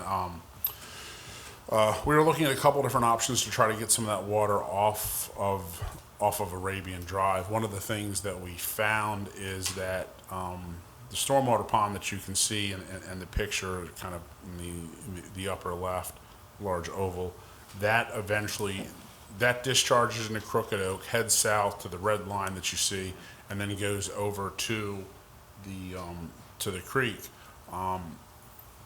Working with the city of Salisbury, they brought their camera crew out, and we ran a TV inspection camera through and found a pipe restriction. That's not to say it's the only one, but this is as far as the camera could get when we found this obstruction that you can see on the right. We looked into it. At first we thought it might be a county pipe, and it turns out it's actually the responsibility of the Cross Creek HOA, and we did research on the deeds and the covenants and restrictions, and it's very clearly called out that it's the HOA's responsibility to maintain. If they don't maintain it, then the county has the right to come in, do the work, and then bill the residents of that community for it. So very similar to what you would see from an urban service district, except the language is called out there already. We got an estimate in from a local contractor to do the repair work for the selection of pipe. It's a little over $7,000. If we split that between the 73 property owners, they're looking at about an extra $100 on their tax bill, one time only, after this work is done. Once it's repaired, we'll run the camera down further to see if there's any further obstructions, but it's our hope this is the only collapse. That letter will be going out probably this month to the residents, but we just want to make everybody aware. That way, if you start Are they aware of it now, or are you just not? No, this letter will be, hey, folks, here's what we found. Here's why we did this. Here's the backup documentation to why we're approaching you all. Why, here's where it's called out in your covenants and restrictions. And here's our phone number. Give us a call if you have any questions. So if they're watching PAC 14, they're just now finding out. They're just now finding out. We wanted to try to begin the educational process, because you all are probably going to get calls from your constituents out there, and that way you're aware of why we're doing this, what's going on. And that's the problem, that the culvert collapsed. Yeah, the storm drain pipe has collapsed. In fact, if you go out there, you can see where there's a bit of Recess in the ground. a pit, and there's some junk and stuff. The photo to the right on the slide shows the pipe sort of, that should be round, and that's Yeah. collapsed there. And again, that's as far as we can get the camera down. Okay. So it's another potential improvement. But you think there may be more? Well, we don't know. That's just the challenge. It's, you know, as you can see on the red slide, where that circle is where we found the collapse at. We only got about a third of the way down the pipe. That's as So, far you as know, you can knock see. on wood, there's nothing else. Oh, wow. Nothing else collapsed. So once you open that, will you be able to put the camera in to look further? Yeah, there are other manholes down there and things like that we'll be able to get into. So, okay. Just curious, do you understand how that collapsed? Is that it looks like a farm property next to it, if that's a combine Yeah. over top of it, or is this? It's a feeling- good question. It's not, you know, someone must have run something over it at a time. I mean, it's not like it's heavily traveled traffic. Yeah, I don't know. I had the same question. Okay, and then I think you guys have seen stuff like this before, where within the county that the Public Works Roads Division has been going out and making drainage improvements. I do not have pictures of every location, but just to show you out there on Parsonsburg Road and Reagan Road, some examples of places where we are digging new ditches, constructing or updating swales, all over the county. I think every single district's represented up there, of where we've been working at, and just, you know, again, trying to keep the water flowing. Very good. And then lastly. So in terms of future outreach on these drainage projects, as you can see, Public Works has been doing work all over the county. We wanted to announce to council as well as those folks watching that next week, July 11th, we're having a kickoff of what will be a series of monthly executive town hall meetings. Drainage issues per the region will be discussed, as well as many other topics. So the public is invited and encouraged to attend. Dallas will be there, or if he's not, one of his engineers or road folks will be there, and we're looking forward to those. If you could get us a list of those, Sure. that'd be great, because I know that they were attended by council members before, and they're very informative, and I know I'd like to attend. Well, yeah, those from Dallas's drainage meetings to the community forums on the opioid epidemic that we had about a year and a half, 2 years ago. Those were really popular. So we're hoping to use these town hall meetings to really get regional, whether it's Dallas's drainage issues, or if we're in the Mardella region, let's talk about the middle and high school. How are you promoting it? What's that? How are you promoting it? We're gonna have a press release out tomorrow, hopefully, and then at the kickoff meeting, we'll have the dates. We're still securing the locations, but we plan to do it monthly and have the rest of 2019 laid out at the July 11th meeting. I'm glad to see that, West. I mean, I think that's great. I mean, it's, you know, it's definitely needed because, you know, we get a lot of people to come to these meetings and speak in the public comments, you know, because we meet regularly, so we're the, you know, we have our public comment section, so we're sort of the avenue. But a lot of those topics and so forth aren't really legislative issues. And so this gives people that opportunity to, you know, to have that communication. So I think it's great. Yeah, correct. We're trying to remedy that. Yeah, Great. I think it's great. Can one of you give a quick update on the Mars Mill project? The dam project? Yeah. Yeah, so we have, I'm gonna back up and give a little bit of history. You know, the dam project, we had plans designed, approved, went to MDE, they got approved, went to start construction. Dug a couple scoops out of the side slopes of those dams and found water coming through, which you should never have water coming through the soil matrix of a dam. Put the soil back, called up MDE, got to talking with the engineer, and basically have had to redesign the project from scratch with the site being open. What was going to just be a downstream armoring embankment, putting, it's called hydroturf, on the downstream side, so that if it ever overtopped, the soil would stay in place, has now turned into basically a traditional type sheet pile dam. That if you've been out there, you can see the sheet piling along the edge of that dam. The contractor's been doing that. MDE has been very, I'll say, meticulous with their reviews and some of the items that they want to see addressed. So we're having a bit of a challenge with the contractor will start building something, encounter a challenge, and then having to take that issue, and this is the process that MDE has dictated, takes that issue, submits it to the engineer of record. They then develop designs, which is then submitted to MDE, who then reviews it and returns back comments. That process is very, it's a slow process. It's slower than it needs to be, or that it should be. We're gonna be meeting on site out there with MDE tomorrow to go over some of these, to try to point out some of the challenges that we've been facing. We're waiting on an approval for the end wall right now, and from MDE, they gave us comments last Thursday. The engineer is developing the revisions to the plans that MDE wants to see. We'll submit them again and hopefully get that approved, and then the contractor can get rolling again. It sounds like things have changed since the last update you gave us. Do you have a projected date that it will open now? At this point, the best I can say is we're still shooting for the fall. Originally, I was saying September, and that's just not possible right now. I'm still hopeful that we can get into the fall, but it's just the process of getting this thing approved, because it is a high hazard dam, because MDE is looking at this with a microscope. It's cumbersome, and we've been fielding calls all week long from folks that are just not happy with the progress. If you go out there now, they'll tell you the contractor hasn't been on site since last Tuesday. And again, they're just at a standstill until we can get this revision approved by We're MDE. hearing a lot from District 3 and District 4 constituents, and it really affects emergency services too. Yeah, I'll tell you, it is my department's #1 priority to get this dam moving and open and get this just wrapped up, because it's, at this point too, it's just, yeah, it's frustrating everybody, myself included. Have you developed any signage for that road yet, for the closing? Okay, all right. Yeah, there is a detour plans up and in place, have been in place since September of last year.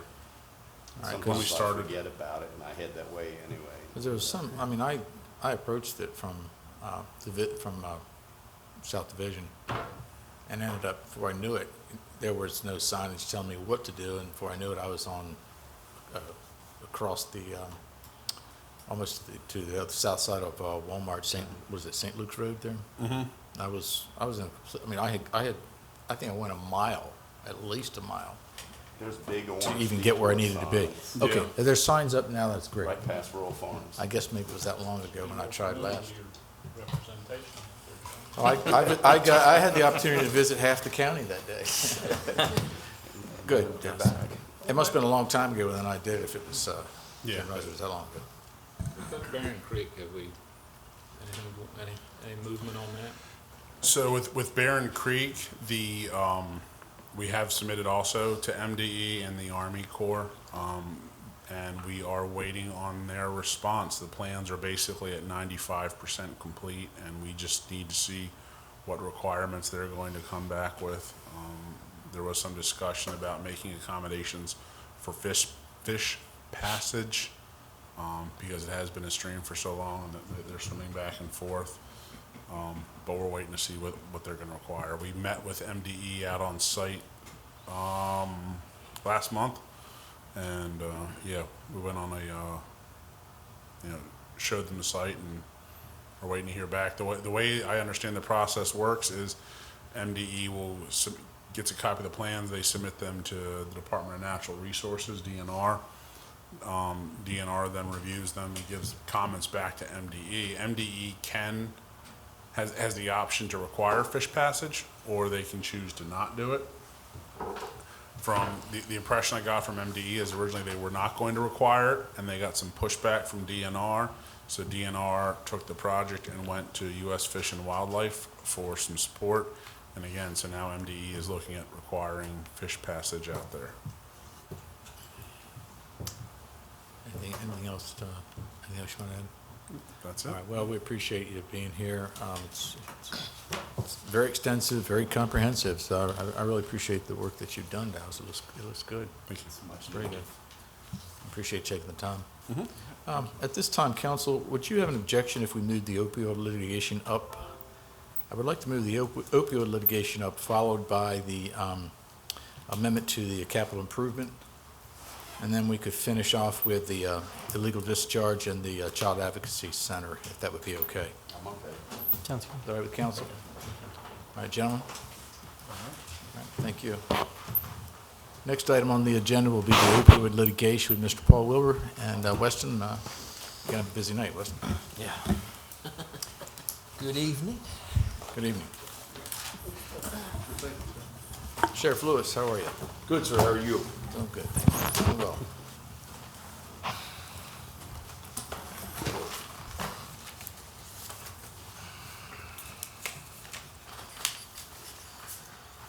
This is a matter that came before the council, it might have even been about a year ago, I guess, wasn't it? It was a little over a year ago. And was introduced to the council by motion and failed for a lack of second. So we're revisiting this. We've had a lot of discussions as a council through emails, et cetera. I know Mr. Taylor has shared his opinion on much of this with you as well. So I'm glad to have you here just to give us some oversight. All right. Yes, sir. Or insight, I guess. Sheriff Lewis, do you want to address the council right off the bat? This afternoon, I took some notes as to what I wanted to say, and I think I've expressed this to you personally, Mr. Cannon, in a conversation about a week ago, but I certainly haven't had an opportunity to express it to the other council members, not since this was initially brought up, I think 15 months ago. I think is when we initially brought this before the council, but obviously I remain deeply concerned regarding Wicomico County's failure to secure specialized counsel to hold these pharmaceutical manufacturers and distributors accountable. I think that's why we're where we are tonight. With opioid litigation looming in most cities and counties across this country, we have yet to retain experts in this field. General counsel is great consultation for our daily governmental duties, but when you're dealing with a crisis like we've experienced in this county, we must seek experts in this field. And we need a law firm with legal experts dealing in complex litigation who are experienced in representing thousands of individuals in mass tort litigation. Along with County Attorney Paul Wilbur, we have met with what I feel is the best law firm to take on the pharmaceutical industry. This particular law firm, they've retained Jonathan Novak, the DEA whistleblower in this case, who rocked this country with his 60 Minutes interview. I'll never forget watching him on TV the night he literally rocked this country, which led to the lawsuits against Big Farm. This man is the star witness for this particular law firm of which I'm speaking. This law firm already has a seat at the table as their group holds a leadership role in this current litigation case, and their clients, which could be us, will be the first ones paid, and we'll certainly get what we deserve. There's no doubt in my mind that we will get less with any other law firm right now because these guys already have a seat at the table. How can we expect, I think, someone with no experience in class action or multi-district litigation cases to make an informed decision and enjoin this lawsuit on behalf of the hundreds of lives that have been lost through the opioid addiction here in Wicomico County alone? Not just those who have died, but the families that have been ripped apart over the opioid abuse. Just this past Saturday, Joe, down in Pittsfield, we had a guy that you and I both know who pulled over on the side of the road, and in front of his 4-year-old son, he stuck a needle in his arm and shot himself up with heroin. Yeah, I've seen his picture, but I don't know him. I don't know who he is. Yeah. Okay, well, I know him very well. He's actually been to my house. He's been to my house with his parents. I've tried to talk this kid and work him through the process. And then he drives down the road with that 4-year-old boy and he overdoses and runs off the road. And then Sunday morning, we had another guy here in Wicomico County that took out multiple mailboxes on Walston Switch Road. under the influence of opioids. And he was promptly arrested by deputies and charged accordingly, just like the gentleman was the day before. Was the one in Pittsville on opioids or heroin? That was heroin. That was heroin, which is an opioid. Yeah. Which is an opioid. The one Sunday morning was on prescription drugs, and had been. And but these are things that continue to unfold every single day in our community. That quite honestly, I deal more with these issues than I deal right now with anything else. Because like yourself, I have constituents coming up to my house all hours of the day and night. I deal with it every day at the office. I deal with it wherever I am. So the precedent has already been set with big tobacco. And we all know that there are law firms that specialize in certain facets of the law. We have a unique opportunity tonight, I believe. We have the opportunity to retain the law firm of Farrah Perot in Wansboro. And I had that information right here. You had asked me to get that for you. Was that the law firm that was here 15 months ago? Yes. From Texas? Yeah. Why would, you know, in my opinion, Joe, Ernie, and Bill, and Larry, and I'm telling you right now, Josh, why we would wait any longer, to me, it just defies logic. These individuals, this law firm, they're willing and ready to accept our case with no cost at all to Wicomico County. Until such time the case is settled, we pay absolutely nothing. In fact, there will never be a dime spent on our legal representation. Wicomico County has nothing to lose but everything to gain. Now, certainly when the case is settled, they will get their share. But we will certainly get the share that we deserve because of the millions that we have redirected of our resources to address this opioid crisis, like every other city and county across the country. And I was down in Louisville, Kentucky 2 weeks ago at our National Sheriff's Conference, and we were talking about this particular issue, opioid litigation.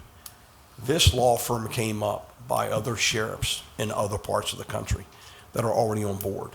And I just hope that we do the right thing and we do what's right for Wicomico County and for the people of Wicomico County who have suffered most, those who have lost loved ones, and those who continue to deal with the carnage of opioid addiction every day.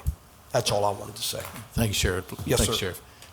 Mr. Taylor, I would ask if you would opine briefly on where you think our position could be, for or against. I mean, if we were in favor of this 100% tonight, I think the real issue right now is let me the explain a couple best things. route for us to take, correct? Let me explain a couple things, and the sheriff may not be aware of this. I haven't been sending anything to him on it, but there is what they call the national opioid litigation that's pending in federal court in Cleveland. It's a what they call a multi-district case. There are roughly 1,800 counties, cities, hospitals, and Indian tribes that are represented in that case by various law firms. On June 14, a motion was made to convert that to what is called a class action type case. And if that happens, and there's a good chance I think that it will, under the way it's been proposed, essentially each city and county will come in and there will be a formula based on various factors in terms of what their split is going to be in any settlement. The problem with these cases is kind of manifold. First of all, you've got tons of plaintiffs, and you've got a relatively few number of defendants. Now, some of them, yes, are quite wealthy, put it that way. The problem is, this is not like big tobacco. These firms, even if you add Purdue Pharma and a couple of the others, Insys, which just declared bankruptcy, is another major opioid manufacturer.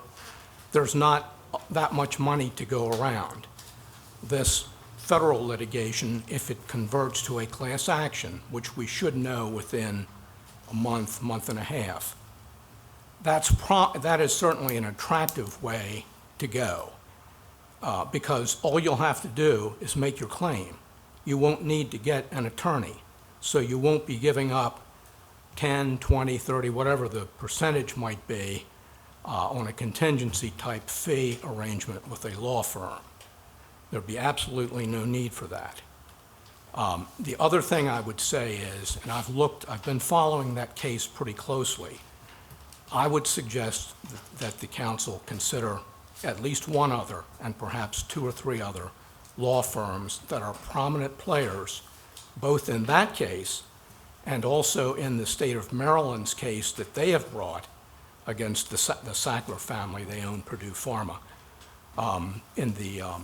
Here in the state, they also represent this particular law firm that will remain nameless tonight, I think 6 other Maryland counties. I think they represent more Maryland counties than all the other law firms put together. The one that the sheriff mentioned, I think, represents now 1 county. And I'm not saying don't do litigation and don't hire an attorney, but what I am saying is do it smartly. And in this national litigation, it may actually eliminate the need for an attorney, period, which obviously will up any net amount that the county gets. And secondly, as I say, I think that we ought to look at some other law firms. Thank you, Mr. Taylor. Mr. Wilbur? And, Mr. Cannon, I will send some emails to the sheriff. Thank you, sir. Yeah. Mr. Wilbur? I would kindly appreciate that. Yeah. Thank you. Well, can we ask a couple quick questions, though? Just to your comments, Mr. Taylor, but don't we have to have, in any class action suit, don't we need some kind of representation to be? No. I mean, the answer to that is no. Many class actions, you just file your claim. And it's being set up that way, so that you essentially just file your claim, and that's it. You're in the pot if you want to file your claim. Who's going to file that claim? Say again? Who's going to file that claim? The executive branch. Mr. Wilbur? Okay. I think, as I said in an earlier email, that the first question is, does the council want to enter into this whole process? The process really is on 2 tracks. One is the litigation track, and the second is the settlement track. As Bob said, there is this motion in this Ohio federal court to convert this multi-district litigation into a class action lawsuit. The judge is going to rule on that, and we'll see what he has to say, make his ruling. Just to keep talking about the litigation side of this thing, there are a couple trials that are set in October in Ohio. They're what they're called. It was mentioned in the literature received, bellwether trials. It's some indication to both the plaintiffs and the defendants what a jury might think of these cases. I think that's the litigation posture as to where we are right now. I talked with one of the attorneys that was with the firm that Sheriff Lewis mentioned yesterday, and this is what he had to tell me in summary form about settlement negotiations that are occurring. So this is the second tract of this matter. There is an executive committee because, as we all know, there's many law firms all over the country involved in this. This litigation is probably bigger than the tobacco litigation. It's large companies, many plaintiffs, many law firms, and so you sort of funnel up to the top of a pyramid, and there is an executive committee of these law firms, which you could say all law firms are connected in to this group of attorney, one way or another. There's this group that's negotiating right now with the manufacturers. That's where the emphasis is, to develop a settlement with the manufacturers. The settlement framework, no dollars are being discussed on the table right now, but they're working out a framework of how would a settlement work. And what he was saying is the current structure is there's a 2-tier arrangement. Those municipalities, counties that are in right now would be in for a higher percentage than those that come in later. He was saying that if we were interested in getting in, we should definitely try to get in this month. I was under the impression that the degree of compensation was going to be based on how much proof you could have of the impact, the negative impact to your county, not whether you were first, second, or third, but the degree of impact. These are all parts of what's being discussed, as I understand it, in this settlement negotiation. Okay. what you're referring to is what I think we talked about a year ago. There's a matrix that every municipality or county is put into, and it's like population, number Right. of pills, Right. number of deaths, number of overdoses. That is part of determining what would be an outcome. So there's a lot of work involved with this county to get that information Well, ready for the attorneys. Could I offer an observation on that? I can finish. Okay, so that is being considered, but you're saying that the pecking order as to when you got in first or second or third is still is still an indication of your payout? Is it a determining factor? What he was saying was the discussion that's occurring is if you're in by a certain date, then your payout will be greater than if you're in after that date. All to be negotiated out by this committee with the manufacturers. Yeah, let me just offer two observations. I think what Mr. Wilbur is talking about is the way this federal case is structured now as a multi-district case. And it is because they cannot come to terms that they want to switch to the class action method.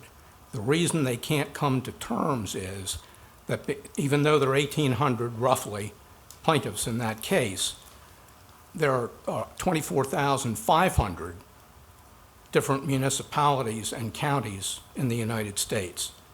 Now, they have many of the big ones, it's true, but there are a lot of little ones or smaller ones, let's say, that are not participating. The defendant opioid companies realize that if we settle with 1,800, then you've got thousands left that we haven't settled with that can still sue us.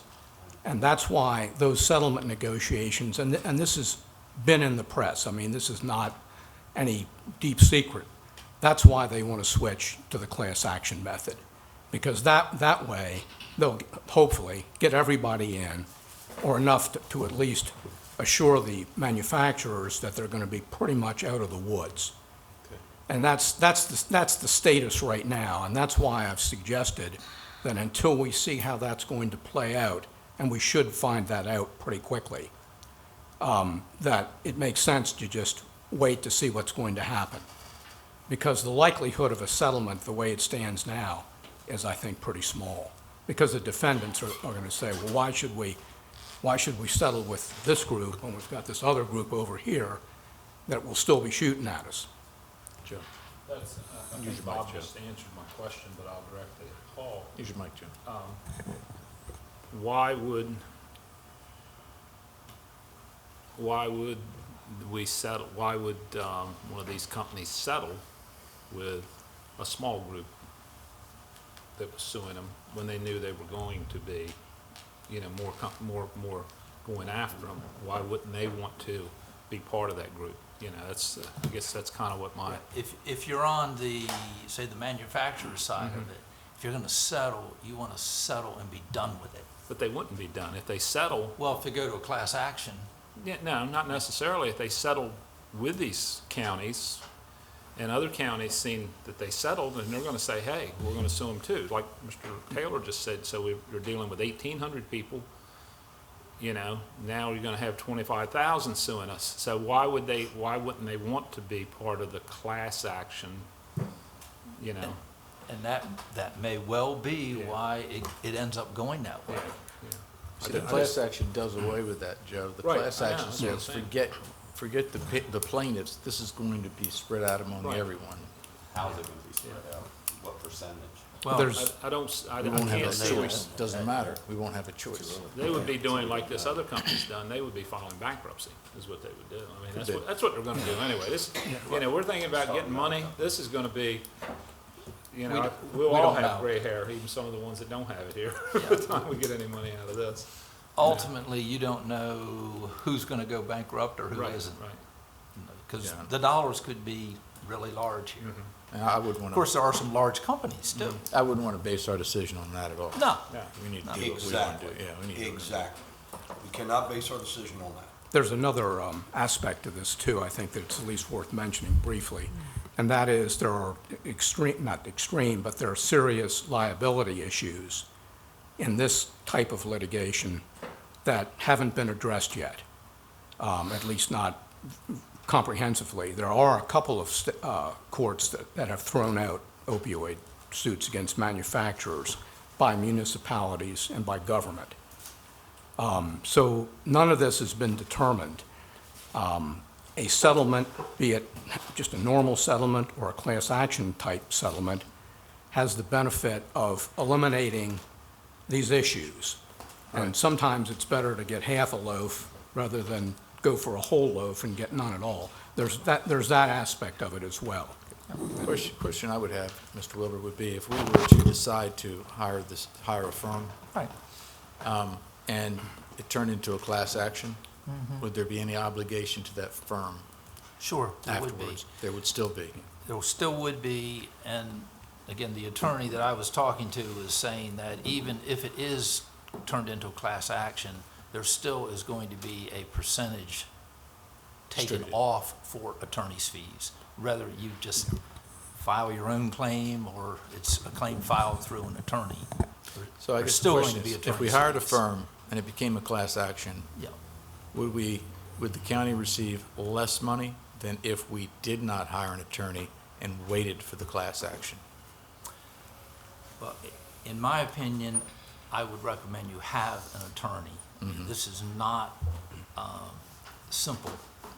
As I said to start with, I think this is probably the most complex piece of litigation that the court system in this country has seen. Right, there's That's no what- doubt, but if yeah. it turns into a class action, why would we need an attorney? I thought it would be distributed based on federal guidelines or however it Yeah. may be. I think we're in a posture where even if it is a class action, it's not as simple as just filing some paperwork and getting paid.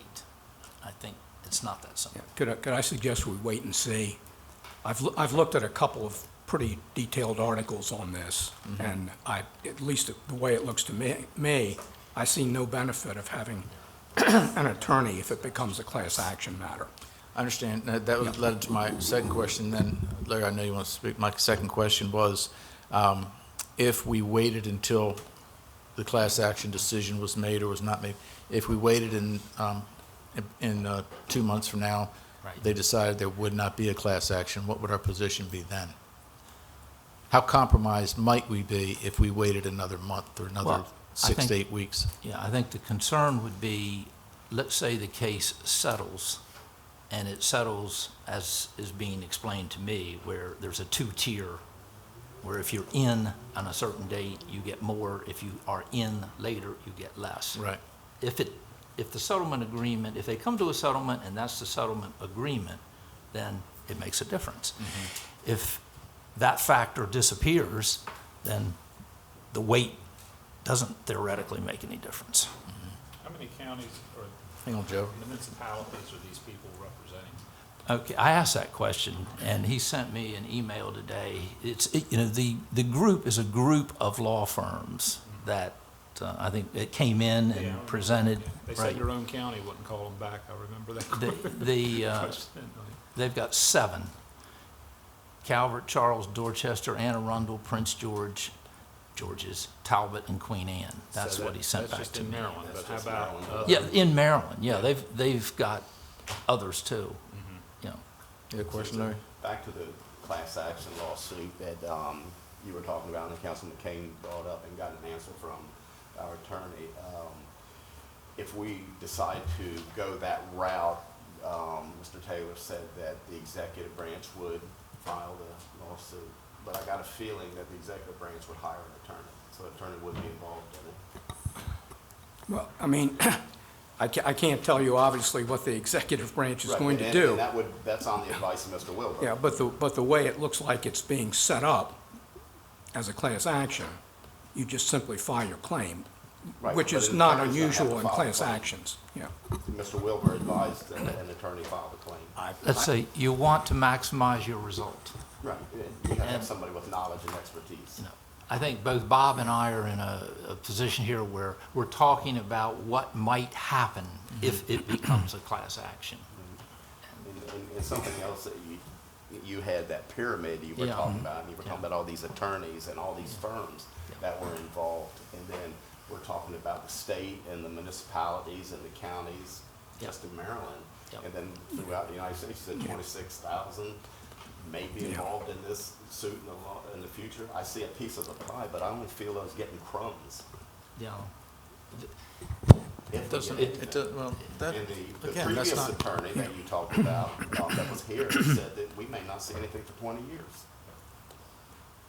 Yeah, there are a lot of moving pieces in this whole thing. Yeah. I mean, I think you've probably seen in the news media the suit that's going on in Oklahoma, but by the state there, which was filed about 2 years ago. It took it about 2 years to get to trial. The federal government has now come in and said that they want part of the pie in that case. So, So our crumbs get smaller. yeah, Well, it doesn't- I and I don't mean, think- there are a lot of moving We pieces. could get 10 cents. That's okay. I mean, Yeah. that's, No, I that's, understand. that's the crystal ball. I'm just simply saying there are a lot of We need to balls evaluate. in the air. Right, but I think we need to evaluate what the most advantageous position is for the county from the onset, period. Yeah.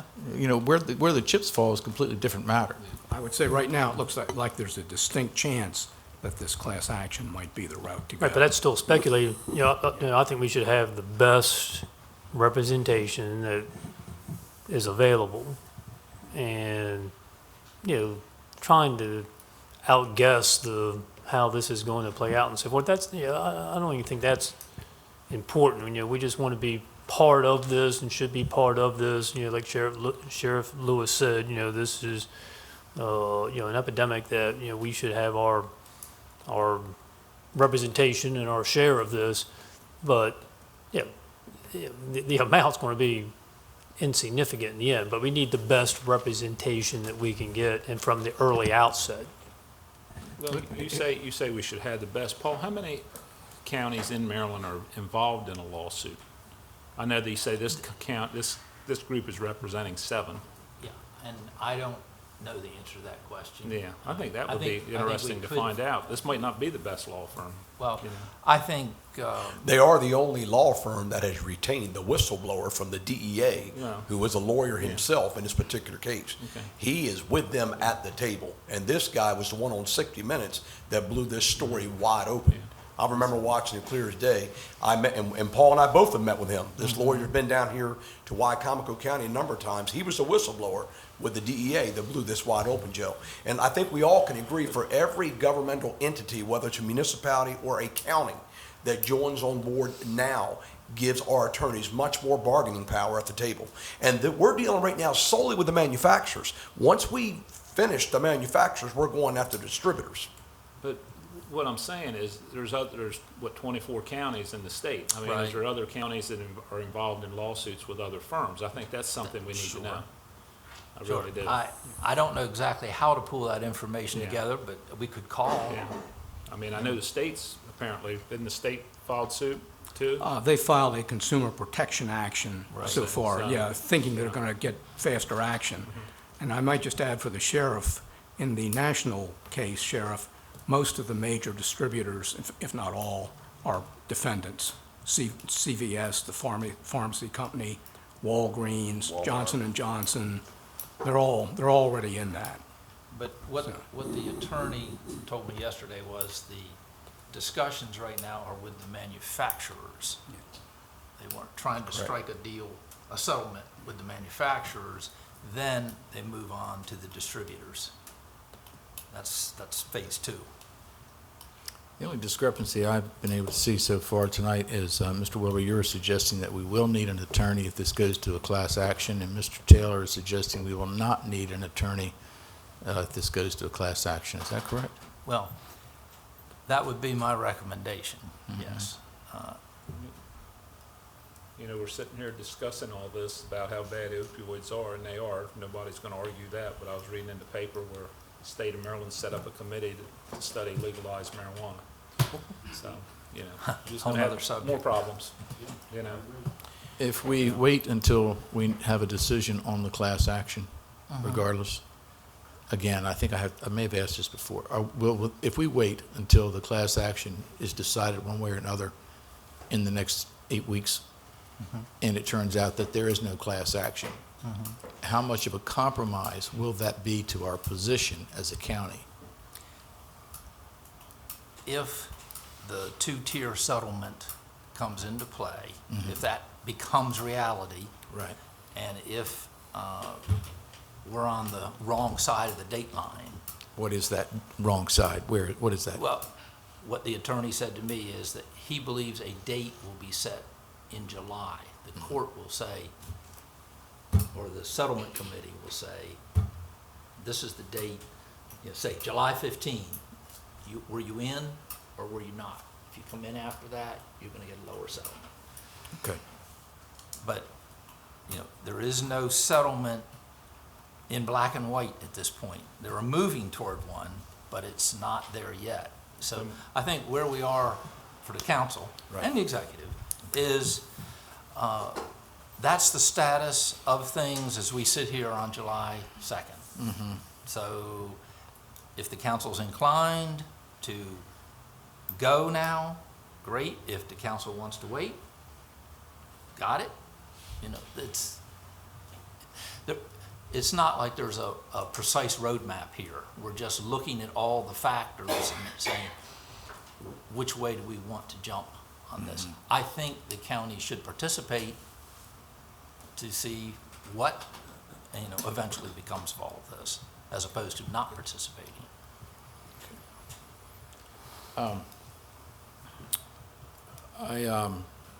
What is the process, Mr. Wilbur, for the county if the council were to decide at some point in time that we would want to hire legal counsel? What's the formal process we would have to go through? Would it be at a work session such as what we're having today? Would we have to file? I'm assuming we would have to do a separate resolution to authorize the hiring of the legal counsel. Is that correct? That is correct. And we couldn't do that until the 16th of July. Correct. Which is one day past the 15th of July. Well, that's just a date I threw out there. Okay. Oh, okay. That's Okay. The statement to me was July, sometime during July. Okay. That was the discussion. So let's say hypothetically, if we were to be willing to consider that, it would be something no more than just simply a resolution to authorize hiring legal counsel, correct? Well, we're working on the resolution as far as whether or not we need to name an actual law firm rather than a blanket resolution. So we would have to decide who we wanted to hire. Can I offer another thought? If we did that, we might want to negotiate the contingent fee. I understand that some cities and counties have been pretty successful. The state, I know, I think their contingent fee is between 3% and 8% in the... I think that would be, it's a good point, Mr. Taylor, and that would certainly be the responsibility of the executive branch. And also the retainer agreement, too. Of course, we went through this a year ago. One thought would be to have a bifurcated type retainer agreement, whereas if it went to a class action matter, that the fee would be much, much lower. Well, Mr. Wilbur, we wouldn't have a retainer agreement in this, would we? It's a contingency fee. Right, it's contingency, Yeah. so. Right. We had 3 groups approach us last year, and we had contingency fee agreements from all of them. I'll be glad to resend that email out to everybody. You're not going to disclose it. I honestly think that, with all due respect, I would think that would be an executive decision. Right. I don't think that's something Or where the legislative, council. right. Yes, I think that has to be an executive decision as to who the best law firm would be to represent the county if we decided to go that direction. And I haven't talked with the executive recently about this, but as far as a law firm, but certainly in last year's resolution, he named a law firm. So I guess the question is going to be whether the council wants this on the work session, or, excuse me, whether the council wants this on the agenda for our July 16th meeting. I say yes. I agree. Larry? Doesn't matter to me. We have to have opinion. Yes. Ernie? Joe? I'm going to say wait for the class action. All right, we have 1, 2, 3, 4. We have 5 that are in agreement informally. since it is only a work session. We'll have this on the agenda for our next meeting on July 16th, Okay, and we'll go from there. How's that? that's fine.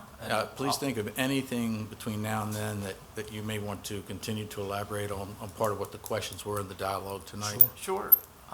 You know, and before that meeting, I'll try to speak again with an attorney who's much closer to it than any of us, see if there's any developments. Well, and that's good, I appreciate that. Yeah. And keep in mind with what Mrs. Hurley said, is that based on the format of the resolution, we will need some specifics at that time too, correct?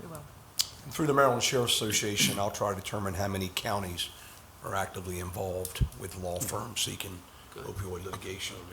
There are 160-some municipalities, am I right? In Maryland. I can go through the Maryland Chiefs Association, try to get that figure for you as well. Appreciate that, Sheriff. Okay, absolutely. Could I ask one question too while Paul's here? Save me a email. The lead firm and the group of law firms that you're dealing with, Paul, is that Motley Rice? Yes. Okay. Yeah. An attorney named Joe Rice Yeah. is one of the individuals that's on this executive committee who is negotiating with the manufacturers. Okay. And I might That- just add, he's also one of the ones that's pushing the class action matter. And so he's one of the ones that it funnels up to. And this group that we've been talking about, one of the groups we've been talking about, they funnel up to Joe Rice. Okay. He was one of the lead attorneys on the tobacco settlement. Okay. So he's about as experienced as you get in this area. Very good, very good. Sheriff, thank you very much. Thank you, Mr. Wilbur. Mr. Young, thank you. Good to see you back. Good to be back. Thank you. Good to see you back. Did you leave information for us? Yep. The next item we have on the agenda is with the amendment to the fiscal year 2020-24 capital improvement program in reference to the Riverside Boat Ramp. Pam, I see you're back. Hey, John. Mr. President, Yes, can we take like a 2-minute recess so we can change the tape? go ahead. That's fine.